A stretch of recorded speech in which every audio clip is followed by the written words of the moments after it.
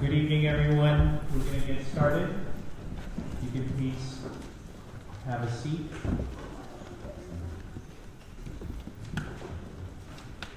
Good evening. My name is David Campos. I'm proud to be the chair of the San Francisco Democratic County Central Committee, and I'm calling to order this meeting of the Democratic County Central Committee of Wednesday, January 24th, 2018. We are here for the first time as a Central Committee at the 10 North Elementary School here at 627 Turk. We want to thank the San Francisco Unified School District for opening their doors to the San Francisco Democratic Party, and we were trying to find a location that was more central, that had access to public transit, and hopefully it was not difficult to find. With that, I will call item number 1, roll call. Our secretary.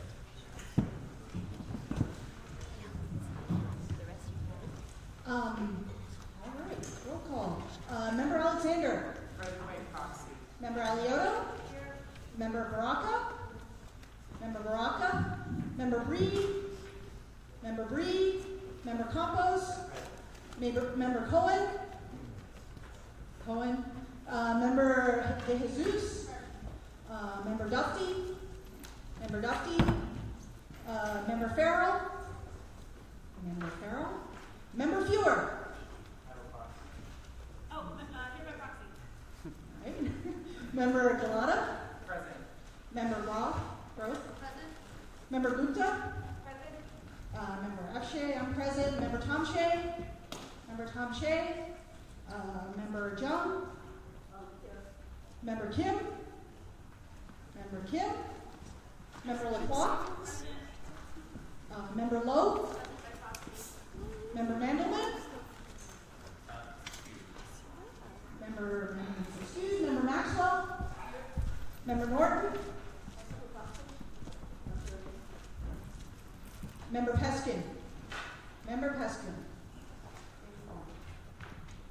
Thank you, Madam Secretary. And we have here a proxy for member Fewer and member. Okay, you want to do the exhibition? Sorry, we're getting back in the groove. It's been a 2-month break. So for our ex officio members, I forgot to call. U.S. Senator Dianne Feinstein, U.S. House Democratic Leader Pelosi, Representative Spear, Board of Equalization Member Ma, State Senator Wiener, Assembly Member Ting, and Assembly Member Chu. Thank you. And Member Baraka just came in. Note that for the record. We'll now go to item number 2, approval of the meeting agenda. Colleagues, you have before you the proposed agenda and notice for this meeting. Are there any changes or amendments to the agenda? Seeing none, if we can now get a motion to approve. So motion by Senator Wiener. Can we get a second? Second by Vice President Gupta. Can we take that without objection? Without objection, the agenda is approved. We can now go to item number 3, which is the approval of the meeting minutes of our meeting of October 25th, 2017, which is actually the last meeting we had in the last calendar year. You have the minutes before you. Are there any amendments or changes to the minutes for that meeting? Seeing none, if we can have a motion to approve those minutes by Vice President De Jesus. Can we get a second? Second. Okay, second by Secretary Shea. If we can take that without objection. Without objection, those minutes are approved. And now we will turn to one of the most important parts of the meeting, and that is our opportunity to hear from members of the public. And this provides an opportunity for any member of the public to speak about any of the items that are before the committee today. And that includes items relating to resolutions, relating to any kind of appointment to the Central Committee. This is the opportunity for you to come forward and speak. And with respect to one of the items, just want to note, I will speak more in depth about that specific appointment. With respect to item 5, chair report and the appointment of a replacement in the 17th Assembly District, I will be proud to appoint and ask for the ratification of that appointment of Honey Mahogany. So that will be something that we will be discussing. So with that, we will open public comment, and I have here speaker cards, and I would simply ask if you can please begin to line up on either side of close to the mic as you would like. And you each have 1 minute under our rules. So I will call names, and please come forward as I call your name. Susan Pfeiffer, Sager Abushan Mendoza, Brent Turner, Jade Hansen. Are there any other speaker cards? Okay, and if you haven't filled out a speaker card, please feel free to fill it out and present it, and we'll make sure that you have an opportunity to speak. So with that, we'll open it up for public comment. By the way, Happy New Year to everyone. Best wishes for 2018. Hi, I always love going first. Susan Pfeiffer, I'm here representing several things. Democracy Action, we're the phone bank people. We're doing phone banks for Dreamers. Also, an election in Conner Lamb in Pennsylvania. You all have a copy of our card. There's some on the table where you can find our phone banks. Please come join us. Also, something called Rock the Congress, which is going to be a gathering of all of the resistance groups and a training on a one-day conference on March 24th. Stay tuned. And an update, on January 11th, we did our monthly voter registration day in Oakland, and we did 227 new citizens registered to vote.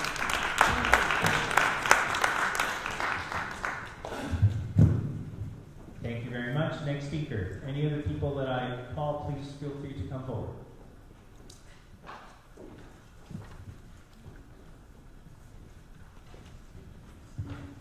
Good evening. My name is Javier Alcachar Mendoza. I'm a member of the Latino Democratic Club, Democratic Socialists of America, SEIU 1021, and I'm a California Democratic Party delegate, but I'm not speaking on behalf of any of those organizations. Briefly, I would like to encourage you to support the monster admission resolution and the fair pricing for dialysis. But what I've come up here to talk about primarily, a week ago there was this article that I was very upset about DCCC campaign funding, and it, makes all of us as Democrats look bad. And then yesterday, the sky broke loose and rained chaos upon our party, and I kind of feel like probably nobody is happy with what happened, except perhaps the new mayor and his family. It really didn't feel democratic. It really felt like it was inside ball and really a lot to do with money. So I feel like as a party, we really need to do a lot better, and I urge the DCCC to create a reform committee to aggressively investigate how we can get money out of our own races, and also to create the possibility of town halls and or forums for the DCCC candidates and ADEMs coming up. Thank you. Thank you very much. Next speaker, and I'm going to read a few more names. Lynn Fran Lahuna, and I apologize if I mispronounce the name. Arya Saeed.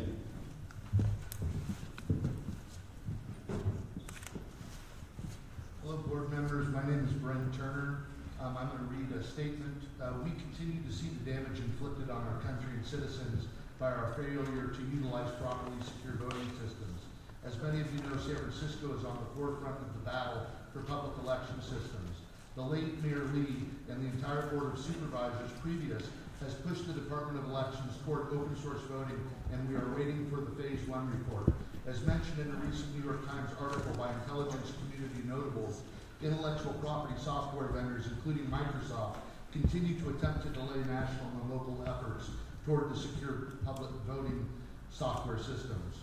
I request that this committee join many other local and statewide groups in endorsing Democratic Party public voting system champion Reuben Major for Secretary of State.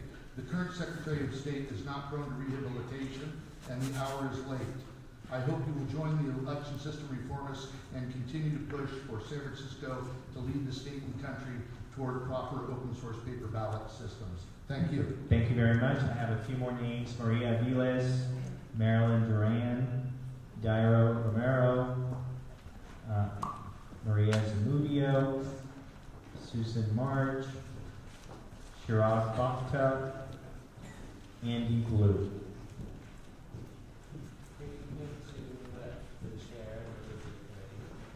My name is Arya Saeed, and I serve as the LGBT policy advisor for the San Francisco Human Rights Commission, and I'm here to give my own personal endorsement to the appointment of Tony Mahogany, who has been an amazing thought leader in transgender rights and cultural equity, and the queer community overall in San Francisco, and will be a great addition to the DCCC. Thank you very much. Next speaker. By the way, if you need translation, we will double the time, so please note that. Si necesita traducción, le damos el doble de tiempo. If you can speak into the mic, si puede hablar en el micrófono, por favor.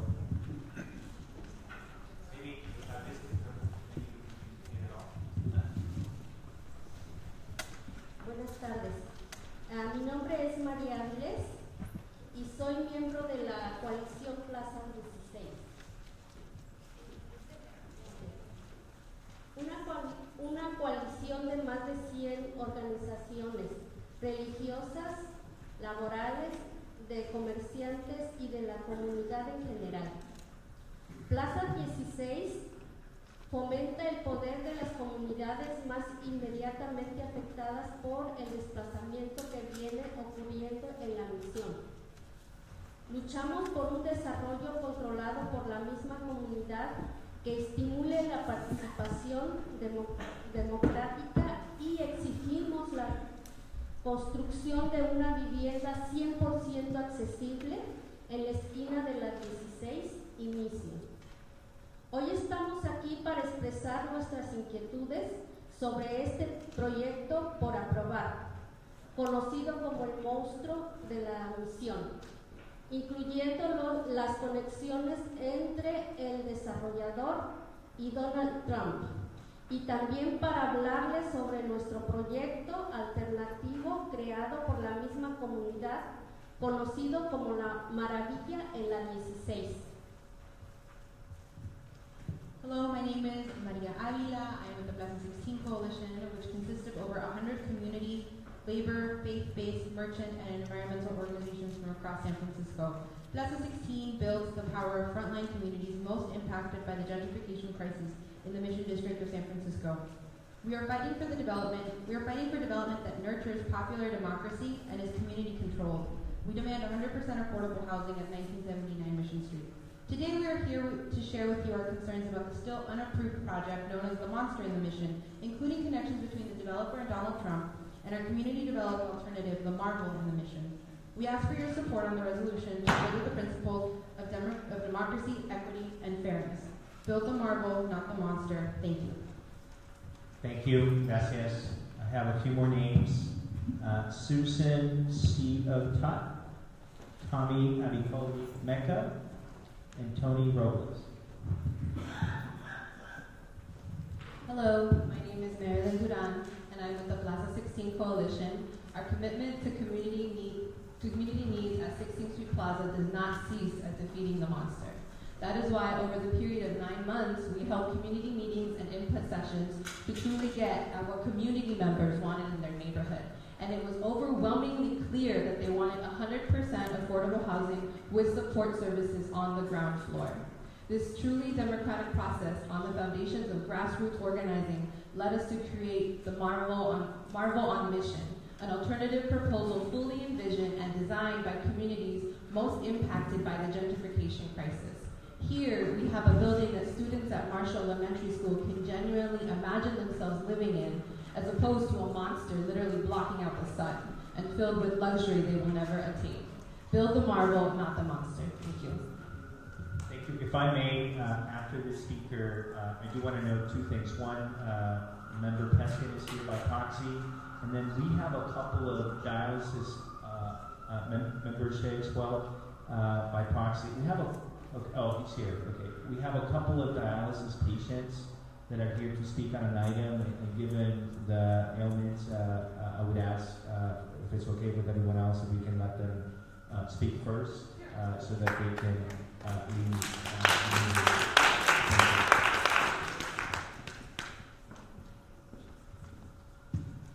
Thank you, Chair Campos.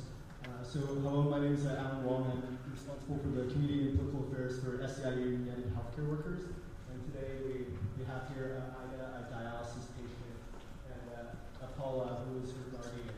And Ida just had dialysis this morning from 4:30 a.m. to 7:30.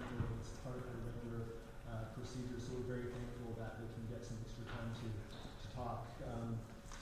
Today I'm here to talk to you about dialysis, and it's an issue that I care deeply about as a healthcare union organizer and as a veteran that cares about soldiers affected by Agent Orange. In the dialysis industry, 2 for-profit companies have a duopoly over a life-saving procedure that keeps patients like Ida alive.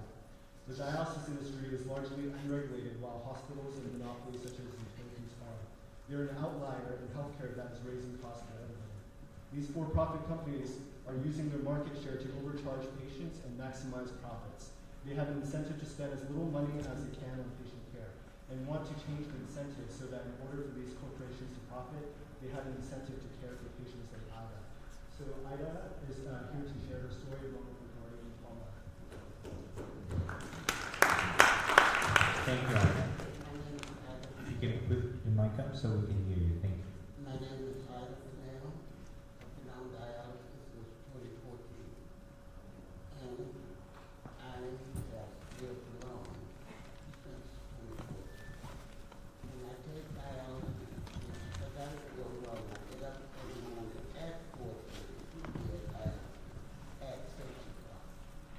And so it's 3.5 hours. It's 3.5 hours.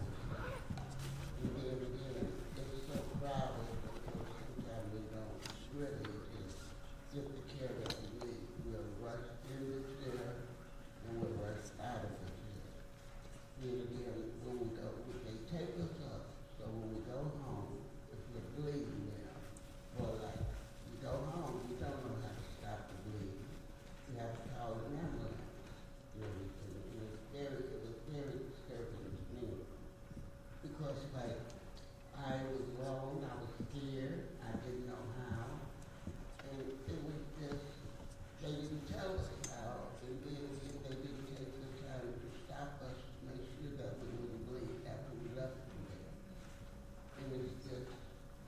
too short of nurses and text there. Some of the texts don't have it still. They just go in the still like this. I apologize if you can wrap it up. I have to give Okay. everyone about the same amount of time, but if you can please Okay. wrap it up. Just Thank you. that the text needs more skill, and then they need more places for, Thank you very much for coming and sharing your experience.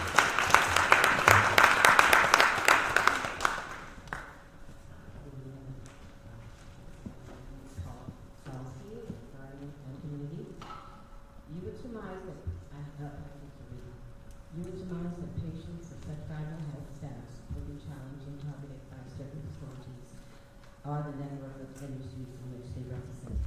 You would not know the vulnerability of headcounts, nor the projection of times in between each inspection. 6 years. I was one not to know of this type of medical injustice. I assumed caution, civility, and care would be the pronounced ethical code. Upon closer examination, through the hearings that I went to, the stories I heard firsthand or otherwise, complaints from different patients, the pleading for more safety and precautions, I knew I had to really show support in the new bill that was being represented.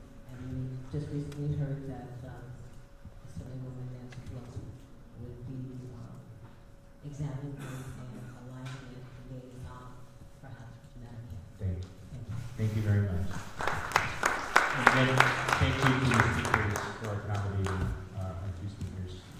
Next speaker. My name is Larry Yee, Vice President of the Apollo Group. That's the Asian Pacific Labor Alliance here in San Francisco. We endorsed it as fair price dialysis back in December 9th.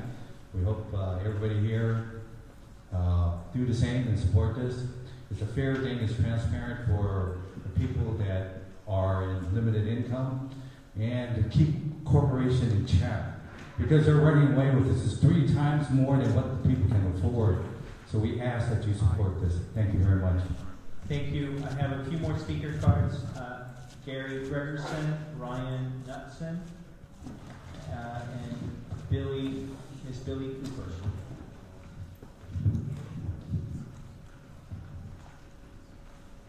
Good evening, everyone. My name is Dairo Romero. I am Mission Resident with the Class Assistant Coalition. The prevention of homelessness and displacement begins with building deeply affordable housing in areas where vulnerable population currently exists and where they are looking for services. This is why the 16th Street Plaza is ideal location for 100% affordable housing development. This is why we must say no to the monster, yes to the marble. As you know, last year, the homeless count was 1,700 people. It's well understood that building housing is one of the solutions to the current gentrification crisis, and report after report has shown us that remains imbalance between the total amount of luxury housing compared with affordable housing. We are in a crisis about housing, and it doesn't include the rent control unit that we are losing. The need is urgent, and the time is for action now. Give the marble, not the master. Thank you very much. Next speaker, please.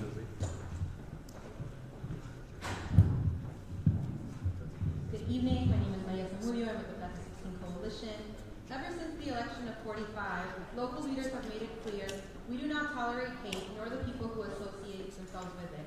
Many of you, have led us in establishing San Francisco as a city of resistance.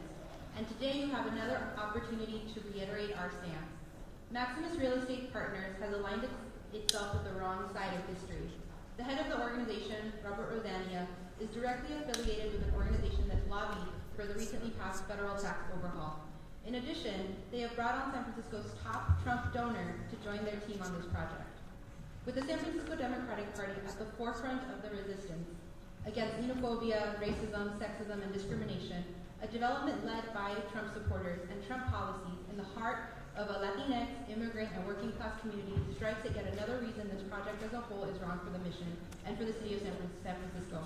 Pass this resolution, be on the right side of history, and stand with the resiliency of community power over malicious Thank you.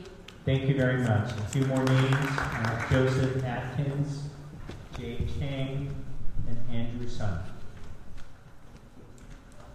Good evening. My name is Susan Marsh, and I'm with the Class of 16 Coalition. As we all know, there's been a massive wave of displacement and gentrification in the nation.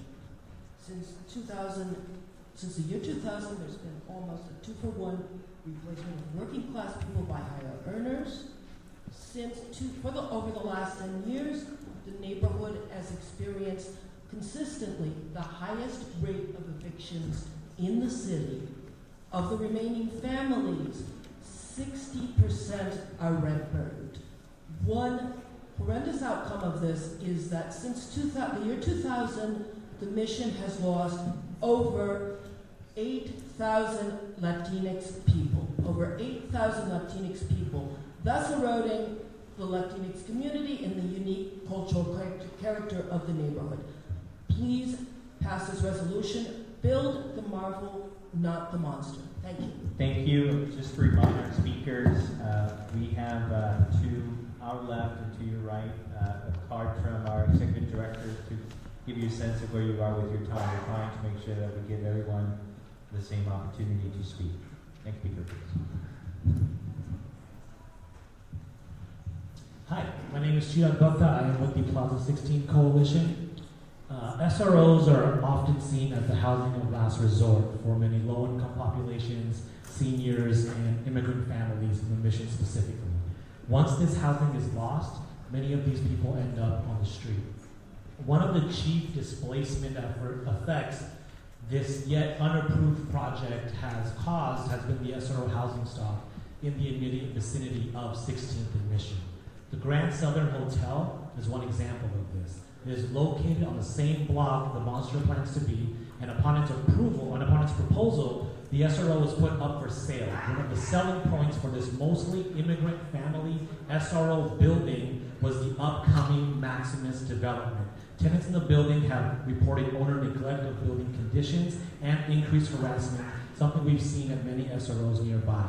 The impacts on vulnerable populations are felt widely and deeply. Build the marvel, not the monster. Thank you. I have a couple more names, Tabitha Alfiche and Tammy Bryant. Next speaker, please. Hi, I'm Amy Blue with the Plaza 16 Coalition. Luxury housing should not be the priority for development in our neighborhoods. Rather, we should invest in proposals like the Marvel that are based in and materialize the Democratic Party's principles of popular participation, housing that supports families to be self-sufficient and independent, and support for working class people of color. Furthermore, Maximus, the developer of the monster, has stated at the Planning Commission that they will be unable to mitigate the project's shadow impact on Marshall Elementary School. If Maximus can't put the lives of people before their own profits, then they are not suitable for the mission, and they are not suitable for San Francisco. Let's build the 100% affordable marvel, not the luxury monster. Thank you. Thank you. Next speaker. My name is Susan with the Plaza 16 Coalition. I'm a parent from the Marshall Elementary School, which is next to the proposed project, and I'm here to ask you to support this resolution and stand with the Marshall community. In February of 2015, there was a meeting at Marshall with the superintendent of the school district where the Marshall parents expressed their strong opposition to this project. About 80% of the Marshall students are in families that are low-income Spanish-speaking families. This building will cast a shadow on the playground for most of the day, for most of the year. Maximus dealt with the school community in a way that was deceptive and manipulative from the beginning. They said that it was impossible to mitigate the shadow, and they only offered to elevate the playground one floor, and they repeat the lie that this will expand the school square footage by 50%, which is completely untrue. It is possible to build on this lot without a shadow, as the Marvel Project does.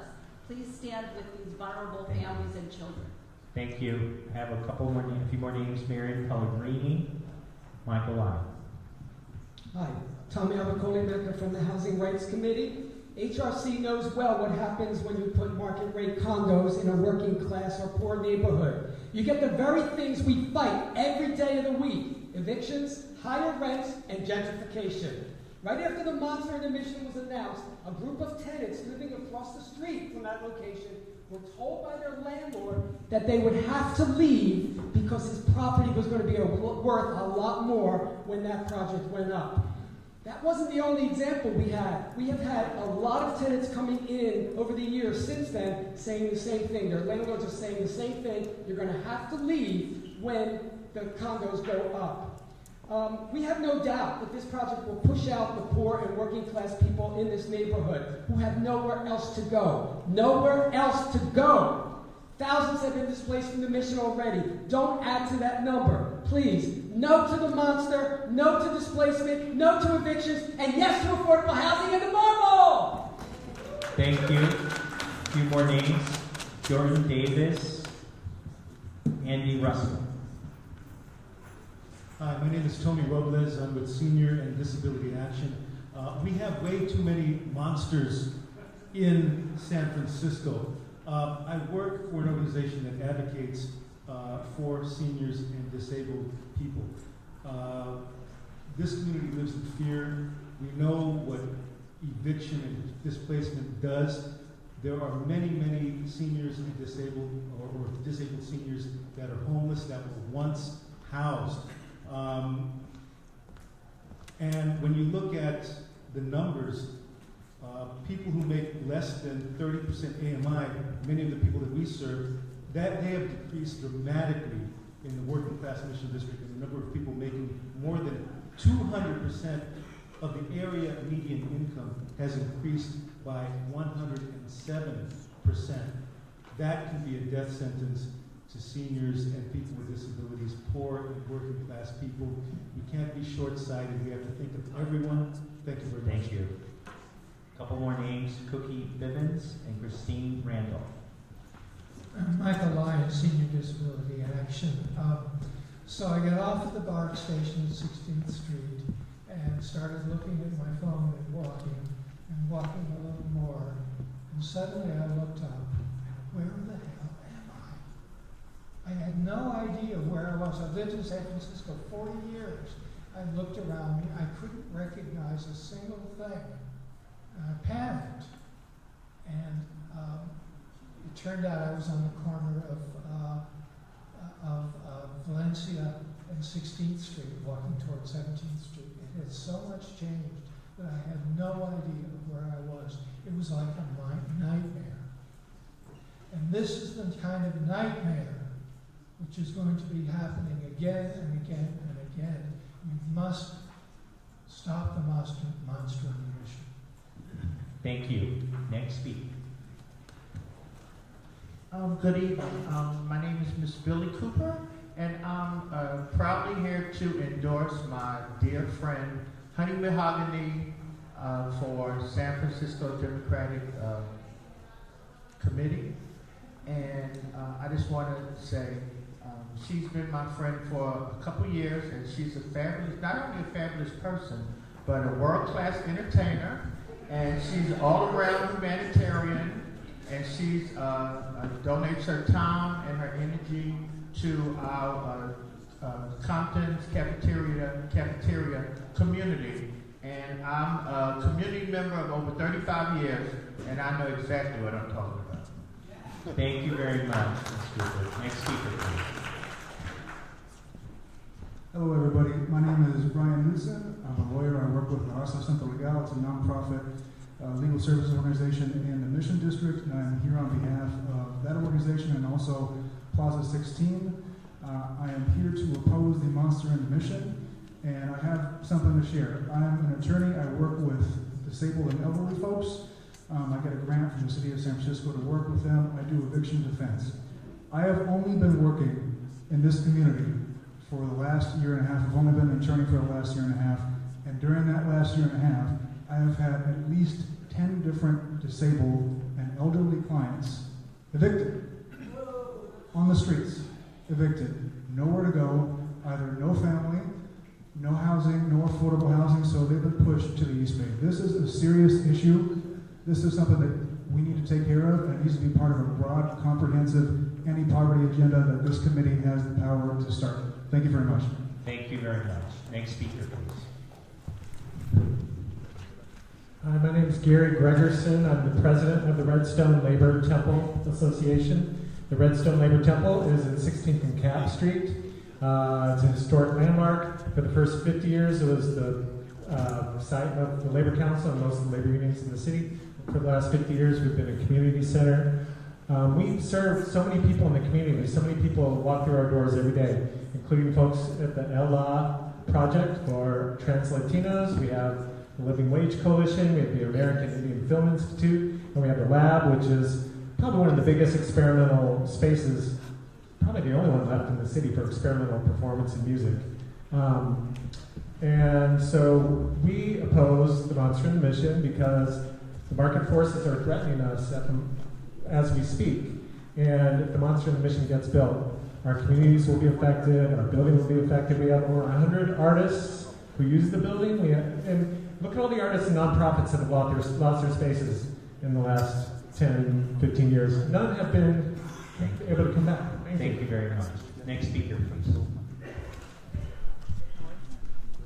Good evening. My name is Joseph Adkins. Thank you for the opportunity to speak to you tonight. I am a political science major at San Francisco State University, as well as the community service chair for the Rotary Club of San Francisco in the Castro, though my thoughts expressed tonight are mine alone. I met Honey Mahogany in 2008, 2007, and I'm here to wholeheartedly support Honey's nomination to the San Francisco PCCC. In addition to over a decade in social work, Honey Mahogany has continuously fought for fairness and equality, both for the LGBT community and within. As we know, many minority groups are often fragmented, and important work is needed to hold us together. Honey would be a valuable asset to this board, and I ask that the nomination be promptly accepted. Thank you very much. Thank you. Next speaker. Hi, my name is Andy Russell. I am here on behalf of patients and caregivers to protect dialysis patients. And I'm speaking in opposition to the deeply flawed health proposition. I'm also a patient advocate for patients with rare diseases, and this bill would directly affect those patients with rare diseases. Setting arbitrary restrictions on payment for dialysis care will result in clinic closures and significantly reducing the access to care for those who need it, like rare disease patients. Growth in obesity, hypertension, and other similar diseases have caused the annual growth and need for dialysis clinics. New patients already struggle to find appointment times and convenient travel locations that they can travel to. Were this proposition passed, and current and future patients would have to travel further distances to seek treatment in hospitals, causing the likelihood that they could miss a treatment, which would be devastating. Thank you. Thank you. Just for the record, just wanted to note that Member Benedicti and Member Board President Hungry are present. Go ahead. Good evening, BCCC members. My name is Jay Chang. I'm the treasurer for the Asian Pacific Democratic Club. I'm here to speak to you to ask for your consideration for our name change to the Edwin M. Lee API Democratic Club. You know, when I first met Ed Lee, I was working on his campaign and living at my parents' house because I had just moved back to the Bay Area. And he asked me one day, Jay, why are you living with your mother? And I said, because Ed, you don't pay me enough, and I'm working on your campaign. And he thought about it for a second, and he was like, that is a terrible reason to live with your mother. And that was who he was.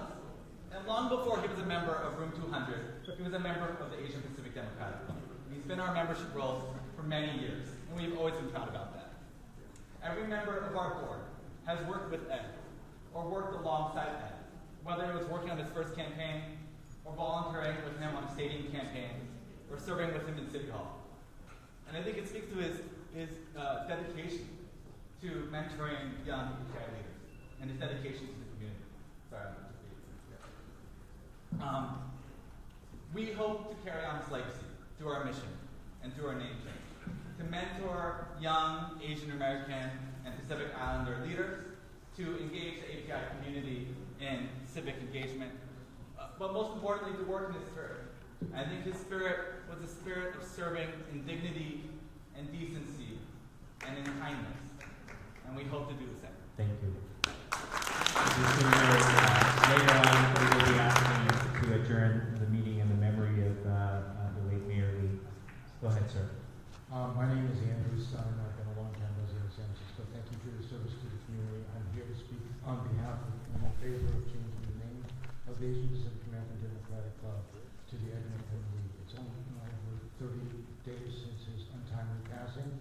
Ed first set foot in San Francisco 50 years ago as a political organizer for the Gene McCarthy presidency. If you recall those days, we were in the throes of tremendous democratic party upheaval because we knew that the resistance, and Ed felt it from his bones, that the resistance was very, very important for those of us that were opposed to the war in Vietnam. Ed continued his legacy, continued to work on behalf of tenants, and I think that it would be fitting for you to adopt by acclamation and approve the change for this Democratic Club and carry on his legacy of empowerment for the community. Thank you very much. Thank you very much. Next speaker. Good evening. My name is Tammy Bryan, and I come to you as a mother and a grandmother, someone whose 30-year-old son still lives with me, and my daughters can't afford the city. And I'm here because I'm not clear about agenda and process right now, but I did want to speak in favor of John Chung because when I was a state worker, then the bully governor was named Arnold Schwarzenegger, and every time they couldn't balance their budget, they threatened to pay state workers, not even the California minimum wage, but the federal minimum wage, which was about $5 an hour. And it wasn't the state workers' fault that the budget wasn't being balanced. So I want to say that John Chang really stood up for us. He was a tireless fighter for us, and I've seen him go after bullies like the one we have in Washington right now. So I don't know when your endorsement's going to be, but you will see me when that time comes, and I will be speaking in favor of him and his candidacy. Thank you. Thank you very much. Thank you. My name is Jordan Davis. I'm with Mission SRO Collaborative. I also sit on the city's SRO task force, although I'm not speaking in that capacity right now. I want to voice my support in favor of the resolution opposing the Monster Mission. I'm sick of all this luxury housing development. It's destroying SROs in the Mission. You don't know how many people that I've worked with on outreach shifts live in fear of being evicted out. Please build the Marvel, and on a separate note, please approve Honey Mahogany. I endorse her. Thank you. Thank you very much. Next speaker. Hello, my name is Kavika Alfiche. I am the founder and director of the Hawaiian Cultural Center. I'm actually here on behalf of support of Honey Mahogany and her nomination to the committee. And this is my testimony. Honey is creative, she speaks her mind, she has a wide audience of supporters and listeners, and takes time to listen to talk with those who have opposing views to her. She puts others' needs ahead of her own, and I've seen this in support of my own Hawaiian community, and has all of the qualities that I looked up to when looking for someone to voice opinions that I'm not able to.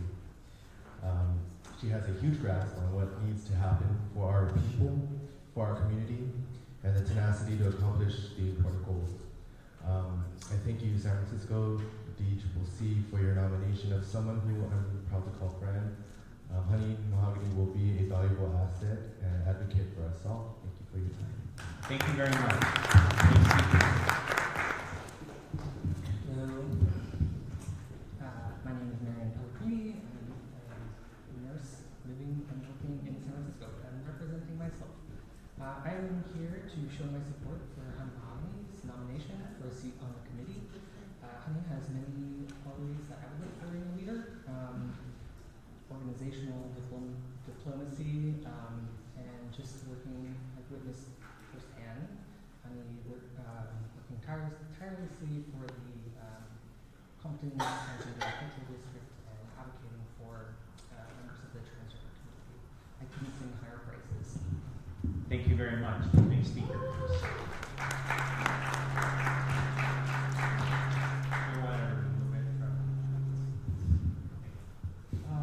Good evening to the chair and members of the committee. My name is Cookie Bevins, and I am the Trans Legal Service Coordinator for TGI Justice Project. I would like to support the nomination of Honey Mahogany, as they have and a huge inspiration to the trans community and queer community in San Francisco. Thank you, that part. But I want to say my own words besides this. I'm a formerly incarcerated person, been locked up for many, many years. I first met Honey Mahogany in a reentry program. And, you know, it's hard getting out of prison. I've done 30 years in prison. I had a life sentence. And I got out struggling out here in San Francisco. But I seen Honey Mahogany in the reentry program. And, you know, sometimes it's difficult to be inspired by people. And the Honey Mahogany always was positive and gave me that inspiration to drive forward and to struggle for my goals and keep pushing. Thank you. And I just want to say that person right there is someone that I would vote on because they has a lovely spirit and very inspirational. Thank you. So thank you. Thank you very much. Next speaker, please.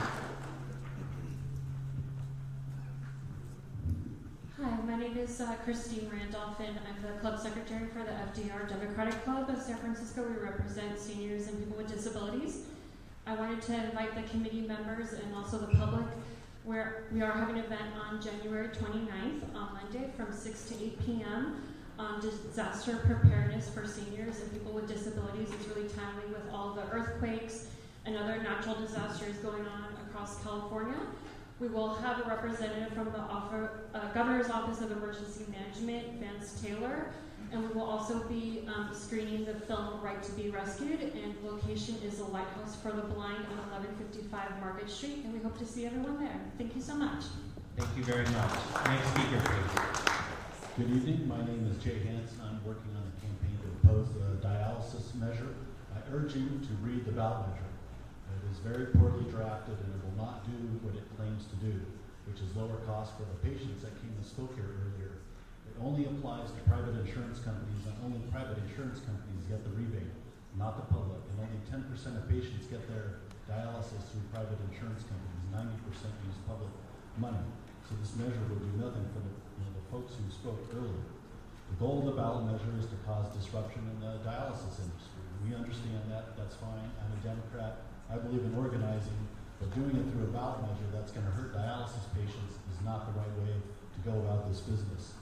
It defines what patient service costs are in statute or in ballot measure, which would require another ballot measure to change. And it excludes many different things that are on the flyer that we provided, but such as physician medical directors, nurse managers, clinic coordinators, regulatory compliance, which it creates a whole new department within the state that's supposed to manage this entire thing. It's very clear what this is targeted at, but using dialysis patients is a poor way to go about your organizing drive. You should do it with the workers who are there, and that's the proper way to do it, not on the backs of the dialysis patients. Next speaker, please. Hi, my name is Lynn. I'm representing the Lower Haight neighborhood in the Western Addition of the residents in San Francisco.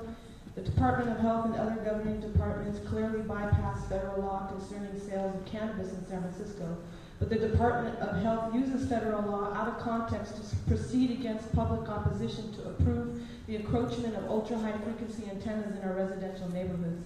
San Francisco Municipal Transit and the PUC make $4,000 per antenna per year, which clearly conflicts with public interest and public health. I'm asking for a supporting member of the DCCC to work with me, residents in our neighborhood and other neighborhoods to put this issue on the agenda for discussion and a potential platform for a Democratic candidate to protect our neighborhoods from these high-frequency antennas and the competitive competition between these wireless companies, especially since net neutrality is supposedly out the door. We have an antenna in our neighborhood that... Thank you very much. That concludes the public comment based on speaker cards. But if there is any member of the public who has not spoken who would like to speak, this is a chance to come forward. Seeing none, public comment is closed. And the one thing I would note is that I'm very happy and excited to see so many people coming out to the Democratic County Central Committee the more people that are here and engaged, I think the more that's a sign of the fact that we are doing some things right. So thank you very much for coming, and please keep coming. With that, I will go now to item number five, which is reports from the officers. And I'll begin as chair. And before I go to the issue of the appointment in the Assembly District 17th, I simply want to note that, as you know, we had an event at the Democratic County Central Committee. We had our Unity Breakfast last week. And I'm very proud of that event, and I want to thank all the members of this committee that took time, put energy into that event. We had more than 300 people attend that event, and it's a testament to the work that each and every one of you has put into this committee. And I especially want to take this opportunity to thank our executive director, Adam Minas, who put a lot of time and energy into that. And I don't know if Natalie's still here, Natalie B, who also did a great deal of work. Thank you so much. You made us proud, and you know, we have our differences as Democrats, but at the end, we are united by so much, and that was the point of that breakfast. This brings me to this next item, which is the appointment in the Assembly District 17. And let me say that one of the hardest things that you do actually as chair is when you make a recommendation to this body for whom to appoint when there is a vacancy. The reality is the fact that we live in San Francisco, we have so many incredible Democrats, makes it really difficult to choose. And it wasn't an easy choice because so many great people could serve in this body. But one of the things that became very clear to me is that we as a party have a responsibility to make sure that every member of our community has a voice on this body. And one of the voices that has been missing for quite some time is the voice of the transgender community. And at a time when Donald Trump is publicly targeting this community, I don't believe that we can say that we are doing our job and our work as a Democratic Party if a member of that community is not seated at this table. And so it is in that spirit that I am honored to nominate and appoint Honey Mahogany, and I will ask Honey to please come on.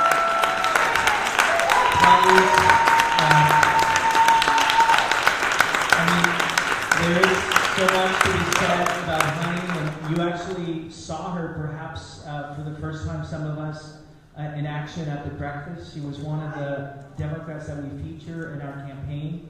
Honey, besides being an incredible entertainer, having a great sense of style, and being engaged, is someone who is going to bring a new energy to this body and who is going to make sure that the voice of this community is heard. And I think that the best thing that I can do is to say that not only is she politically engaged, but she is a business woman. She had an instrumental role in saving the stud. And as you heard from some of the speakers, her commitment goes beyond that. And so with that, I will turn it over to Honey Mahogany. Thank you so much.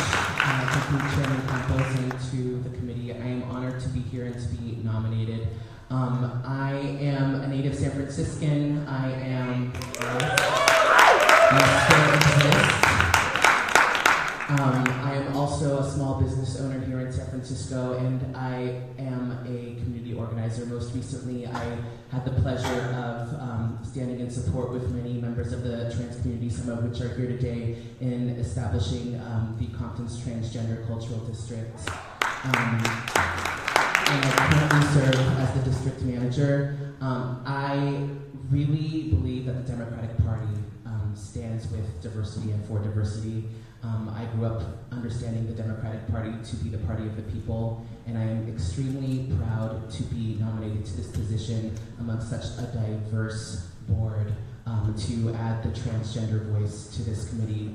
Thank you, Chairman Campos, for really doing the work of not just choosing the easy appointment, but really prioritizing the voices of the historically underserved and the underprivileged. So thank you. It is an honor to serve on this committee. Thank you very much. That is my appointment, and I would respectfully ask for your ratification, and I would ask for a motion. Motion by Senator Wiener and seconded by President Breed. Those in favor say aye. Aye. Any opposed? Any abstentions?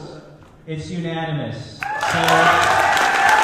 we can please grab a chair for a meeting, let's appreciate the meeting here. And I think the cool factor of this committee just went up exponentially joining us. So with that, I will now now I will turn it over to our first Vice President of Finance, Petra de Jesus, for the finance report. So David pretty much covered it. We had the Unity breakfast. It was a wonderful turnout. Our accountants are still going over our costs and stuff. So I don't have a number for you right now, but it was successful. We are going to go into a period where we're not going to be able to raise any more money in the federal accounts. So anybody who still wants to donate, we can still take money for another month, I think. But anyway, so next month we'll have those numbers. Thank you. And thank you for everybody who came to the breakfast and supported the breakfast. That was very important. Thank you very much. Now we will go to voter registration by Member Baraka. I think we can use that. Hold on. I'm sorry. This is how rusty as we have become. Before anything happens with our new BCCC member, I have to swear it in. So I apologize. I stand corrected. Let's go over there.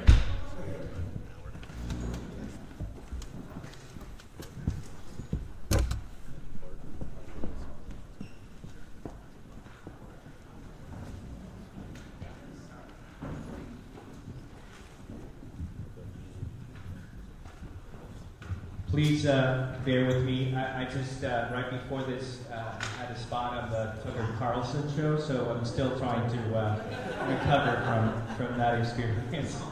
So if you can please raise your right hand and repeat after me. I, Honey Mahogany. I, Honey Mahogany. Do solemnly swear.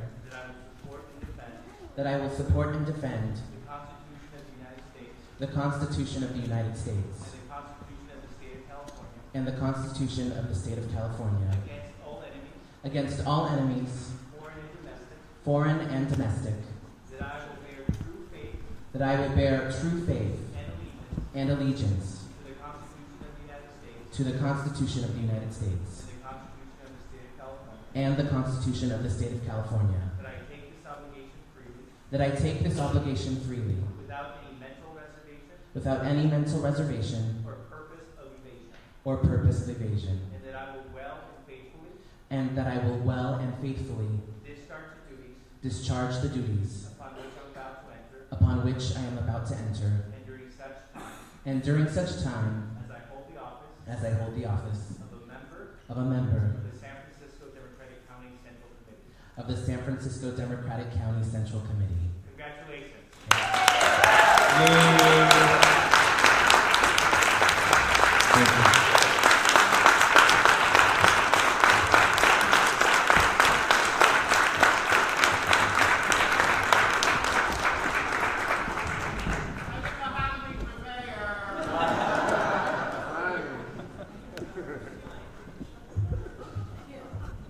Thank you. Thank you very much. So we'll now turn to Member Baraka. Thank you. Last time we were here in, what was it, October? I guess I got a little long-winded with my report, so I'm going to try to abbreviate it this time. I met with our executive director and the chair to discuss some issues that we were having about a project that we're doing, so that's moving along. I've also reached out to a few tech folks to try to initiate a text to vote to register. I think that would be an excellent opportunity to get young people registered, and it's quite easy. You notice on my Facebook page, we had a voter registration event at the Women's March last Saturday, and I took a picture of someone who had created something like that, and I tested it out, and it was really cool. So I'm trying to get that going for us, and I've talked to a few people who have offered to help me. But if you have a skill set in that area that you'd like to talk to me about, please reach out to me. The other issue that we talked about was also getting our voter registration off the ground with a paid canvasser. So I've reached out to Kofi, and haven't heard back from him yet, but I'm still working on that as well. And I want to thank Susan Pfeiffer for all the hard work she does at the voter registration. And Susan, I understand we're going to need somebody for the next one. What's the date for in the morning? February 15th. If folks would like to come out and help volunteer at the Paramount on February 15th, starting at 10 a.m.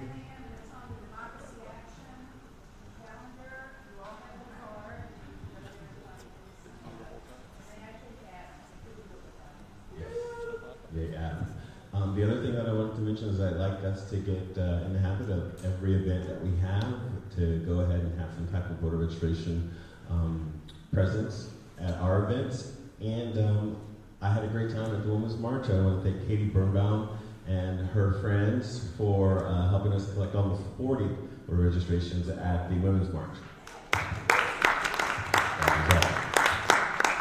Thank you very much. And now we'll go to club chartering to member Vita. Thank you, Chair. So the first issue I wanted to just discuss, which also was brought up in public comment, was the chartering of the Edwin M. Lee Asian Pacific Islander Democratic Club. So this was formerly the Asian Pacific Democratic Club, and they have requested to do a name change. And as per our precedent now, they are going through the chartering process. Their president will be Selena Sun, and Jay, I believe, is the representative here if anyone has any questions of the club. And if not, I'd like to make a motion that we approve the chartering of the Edwin M. Lee Asian Pacific Islander Democratic Club. So we have a motion and seconded by Representative Spear. Can we, all those, any comments or questions? Can we do that by acclamation?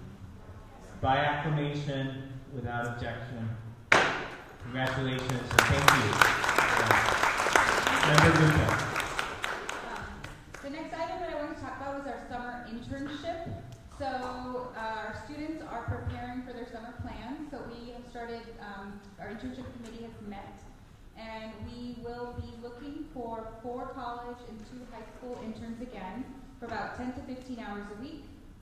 The dates that we're looking at is starting them having work from mid-June to mid-August with us at the party. And we have an application deadline of March 30th. We're updating the website as we currently to have the application available. So we just appreciate you promoting this internship to your networks, to your organizations, encouraging young people to apply. It's a great way to get involved with the party. It'll be a really exciting summer with a lot of campaigns and a lot of policy work going through. So we appreciate that support. And then the final thing I wanted to talk about is just to give you a quick review of our survey, the community survey that we performed in previous meetings. We had talked about the survey, and we appreciate the board's review of the survey and their comments, and we disseminated it and appreciate you spreading it out. We exceeded our goal. Our goal was to get 500 respondents, and we got 548.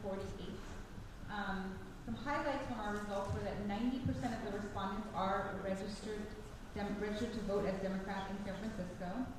Some other highlights were that the areas to focus on that people want, the number one issue that people want is taking back the House in 2018. And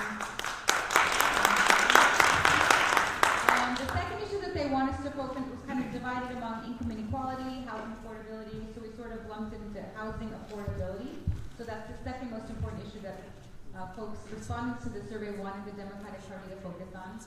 And one other highlight was they asked what you want to see more of, and they wanted to see more candidate debates, town halls, and forums, which is now a good plug for our People's Forum gubernatorial debate this Friday, January 26th, at City College, which we're co-sponsoring with AFT 2121 and the California Domestic Workers Coalition. But it's just in line with what people want to see, that members of this, people also want more political trainings, workshops, and neighborhood and community events. We are planning a retreat, as you all know, a board TCCC retreat on February 4th. And at that point, one of our agenda items will be to go into a deeper dive of this survey and the results and the plans and some ideas that we can move forward to. And once we have that retreat, we'll write up a report, and that'll be available for the public on our website. Thank you very much. We will now turn to Member Lacroix about outreach. Hi everyone, thank you guys all for being here. So over the holiday break in January, the outreach team, so Keith and Adam and David and I have met together to talk about, what outreach and voter registration would look like for this year. And so some of the plans that we have for outreach to start this 2018 off is thinking about ways how everyone can feel more connected to the party, and to start, especially for us with the idea of this year being to be a proud San Francisco Democrat, is to represent that with however we walk around. And the first thing that comes to mind is DCCC swag. And so buttons, bags, t-shirts. So we wanted to tap into the networks that we have of literally artsy community members and work on an arts campaign where people can create what they think being a proud San Francisco Democrat looks like. And we'll be reaching out to folks to submit ideas, and then we'll bring that before, maybe a committee or a membership to kind of pick a winning program or a design. And that's what we'll use as a fundraising mechanism for on t-shirts or bags.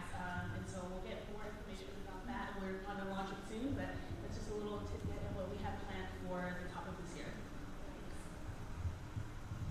Thank you very much. Sounds exciting. Next item is our treasurer's report. And our treasurer, actually, as you know, just gave birth to a beautiful baby boy, so we don't have a report tonight. And congratulations on but the numbers are in flux simply because we're still trying to finalize the numbers from the breakfast, and we will provide that information by email to the members as soon as we finalize it. And with that, we'll turn now to committees, and beginning with bylaws and Vice President De Jesus. So the bylaws committee is actually making a lot of progress. We've reached a lot of consensus. We have one more meeting coming up, I think, on February 6th. We might end up having a joint meeting with the endorsement committee. But we're working on bringing at least a part of bylaws to you in February. We could hopefully put it on the February agenda. And that's it. We're working on it. I hope to have it finalized and brought to you by February. Great. I want to thank all the folks that are trying to find a consensus on some of the language, so it's greatly appreciated. Communications, and there's a lot going on that front. You saw some of, kind of like a little bit about the campaign that we're starting at the breakfast. So with that, I'll turn it over to Member Gulati. Thank you, Chair Campos, and congratulations and welcome, Member Mahogany. So the Communications Committee has been meeting monthly. I welcome members to join us. Our next meeting is planned for February 12th from 6 to 8 p.m.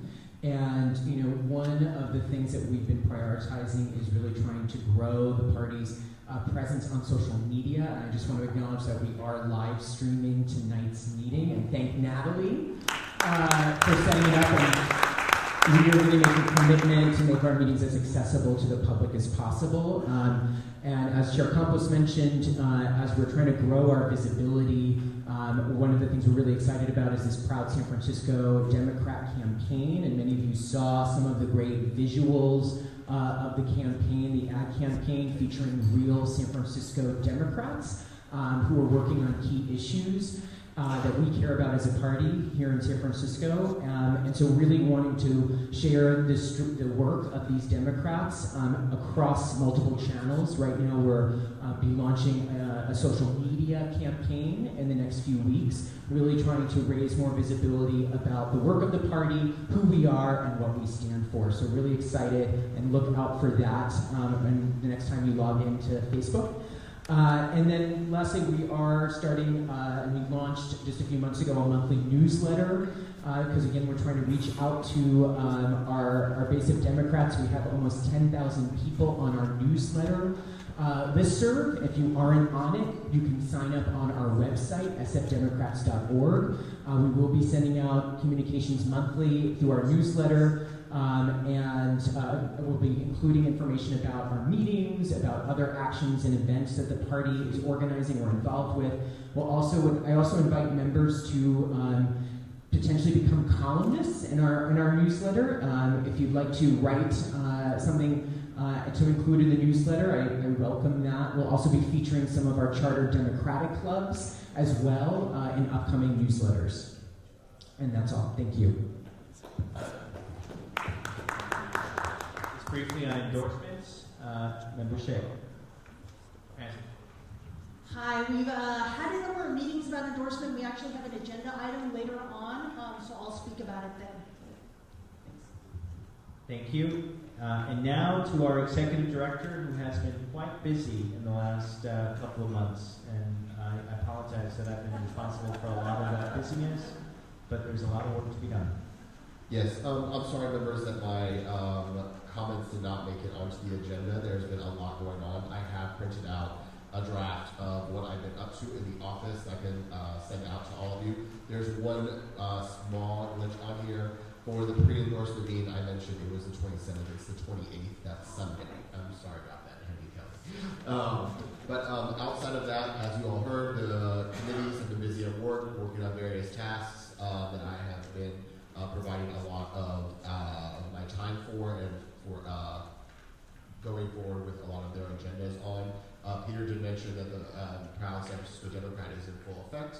We'll be launching a lot of that on our social media pages soon, and you got a preview of that at our Unity Breakfast. I do have a series of dates that are important for us that will be coming up, and on my flyer I will please ask you to look at those days and make sure you have them marked in your calendar, just in terms of all the schematics that are necessary, just to make sure that we show out for these events. As well, I want to mention that we have co-sponsored forums with USF and their Leo T. McCarthy Center for Public Service and Common Good. They're bringing in candidates to speak on their gubernatorial elections that we'll be having later on this year, and they asked for our partnership in that, and so we will be doing that. If you want more information, I also have posters with me here. If any of you all would like to post those up in your spaces just to get the word out on that, I have that for you as well. As well, one issue that is a little bit more of a wonky issue, our accountants have changed over to the Stacey Owens and Company Group. We were with the Henry Levy Group for many years. Stacey Owens is our lead accountant, and she bought the business, and she rolled it over. All of the staff stayed along with. It's been a seamless effort. I want to update the body of just about that move. And as my last point that I want to go ahead and make, yesterday I did release on our website a request for proposals for our slate card that will be coming out. I assume that will be committee business coming next in February. So I want to go ahead and alert all of you all, since we're all connected to various political industries, to go ahead and let many folks as possible know to apply to that, and we'll go ahead and take up all of those proposals at our next meeting, is what I would assume. Thank you. I know we're all waiting to hear from a couple of our statewide candidates that are here. Before we do that, we have one more report from our fabulous CDP Region 6 Director. If I can ask Penny Kelly to please come on up.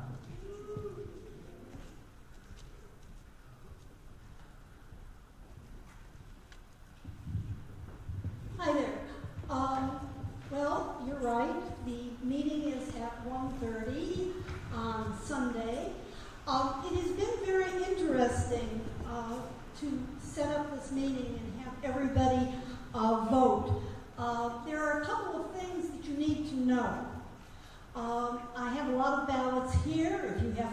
out your ballots, you can get a blank ballot from me, and then you don't have to print it because the wonderful ED here printed them out for me.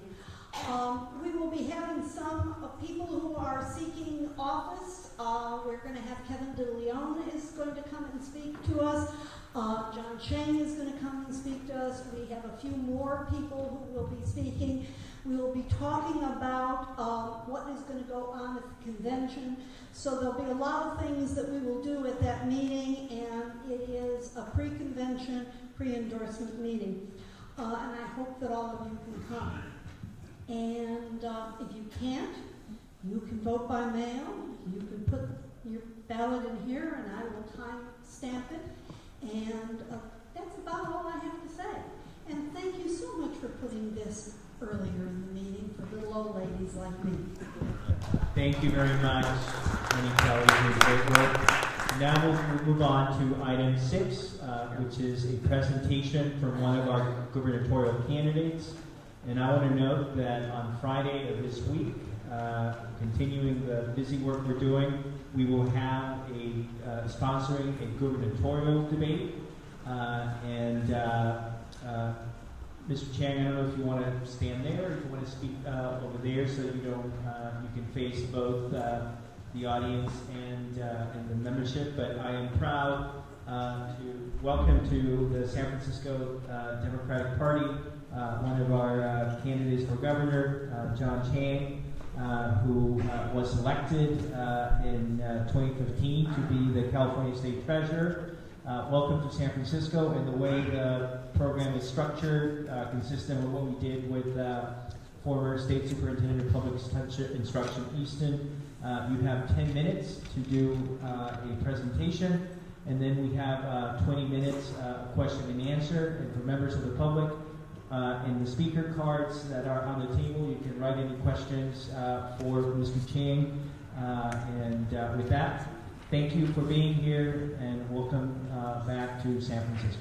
Well, good evening. It's an extraordinary privilege to be with all of you. Thank you, Chair Campos, to the members, and especially congratulations to new member Mahogany. And then I just want to say hi to my former envelope stuffing partner, Bevan Duffy, before he moved up here and served so admirably on behalf of all of us. As introduced, I am John Chung. I am your California State Treasurer. Incredibly privileged to join my former high school classmate, the extraordinary Insurance Commissioner, Dave Jones, and I'll say a few words about Dave a little bit later on. I think all of us were inspired by the administration of the oath of office. The words that Honey just articulated: I, Honey Mahogany, do solemnly swear that I will support and defend the Constitution of the United States and the Constitution of the State of California against all enemies, foreign and domestic. We understand that in today's times we have an extraordinary challenge, and we understand that San Francisco is one of that bastion of equality and freedom, the values that Americans value most. The freedom to be who we are, our right of association, the ability to speak up, and equality, right? Equality under the laws of this land. And the people who serve here have the awesome responsibility of making sure that we fulfill that promise. I'm so excited to join all of you because I'm running for governor, and let me give you a context and a background of who I am, right? We all have our own individual stories. I am the oldest child of immigrant parents who came to this country with virtually nothing. My dad bought 3 shirts, 2 pairs of pants, less than $100 in his pocket. My mom scrubbed floors, paid for her English lessons. They wanted, as many immigrants who come from Taiwan do, they wanted 4 surgeons, they got none. And Dave Jones would know because he had lived through that lesson with my mom.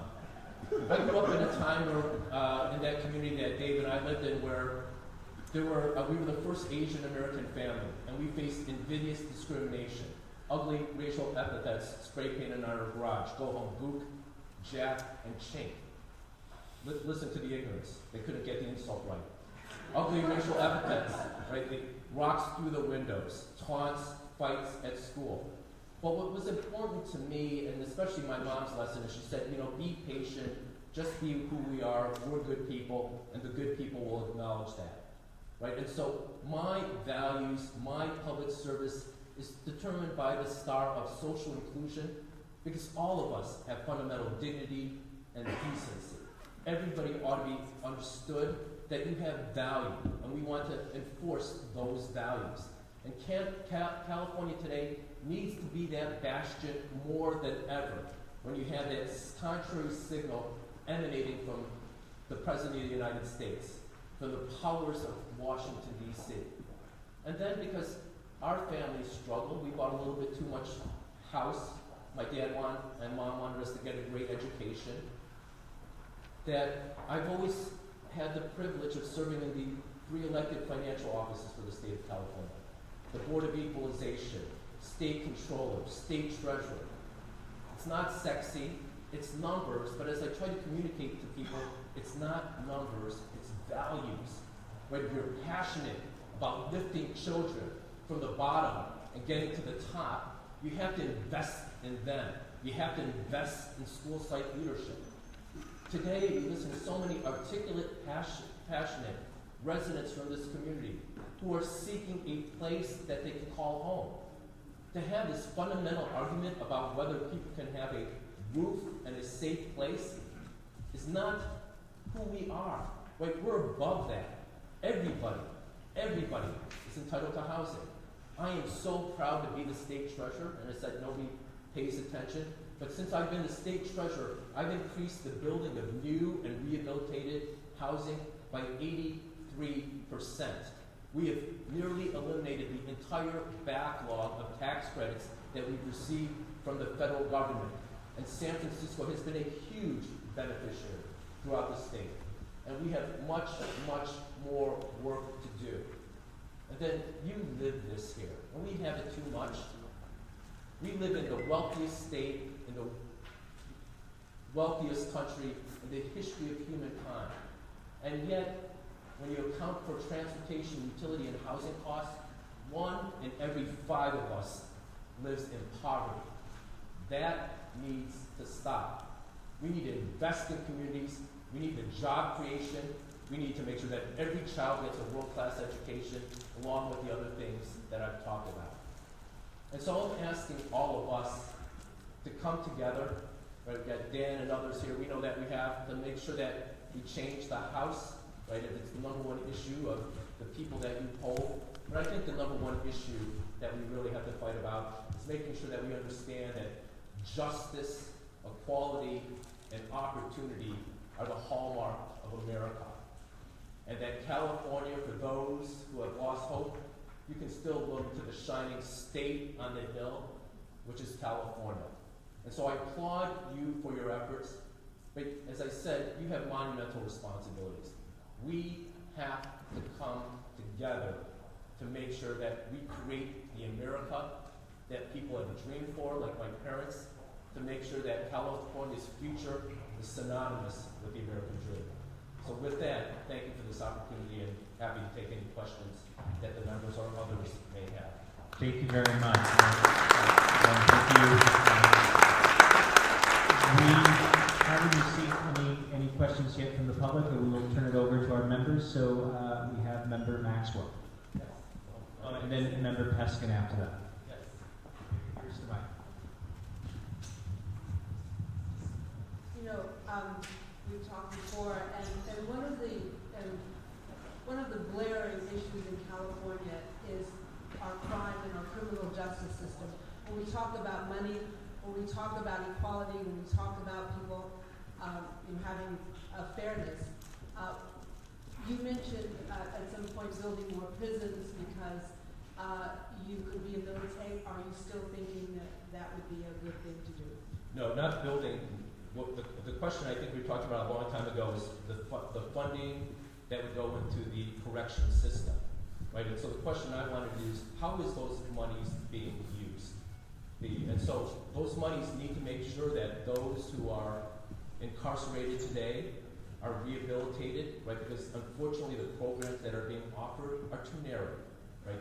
They're only getting some GED assistance, where we need to make sure that we're invested in the mental health concerns that they need, that they're getting more advanced education. So the partnerships that we're building today with the community colleges are so instrumental.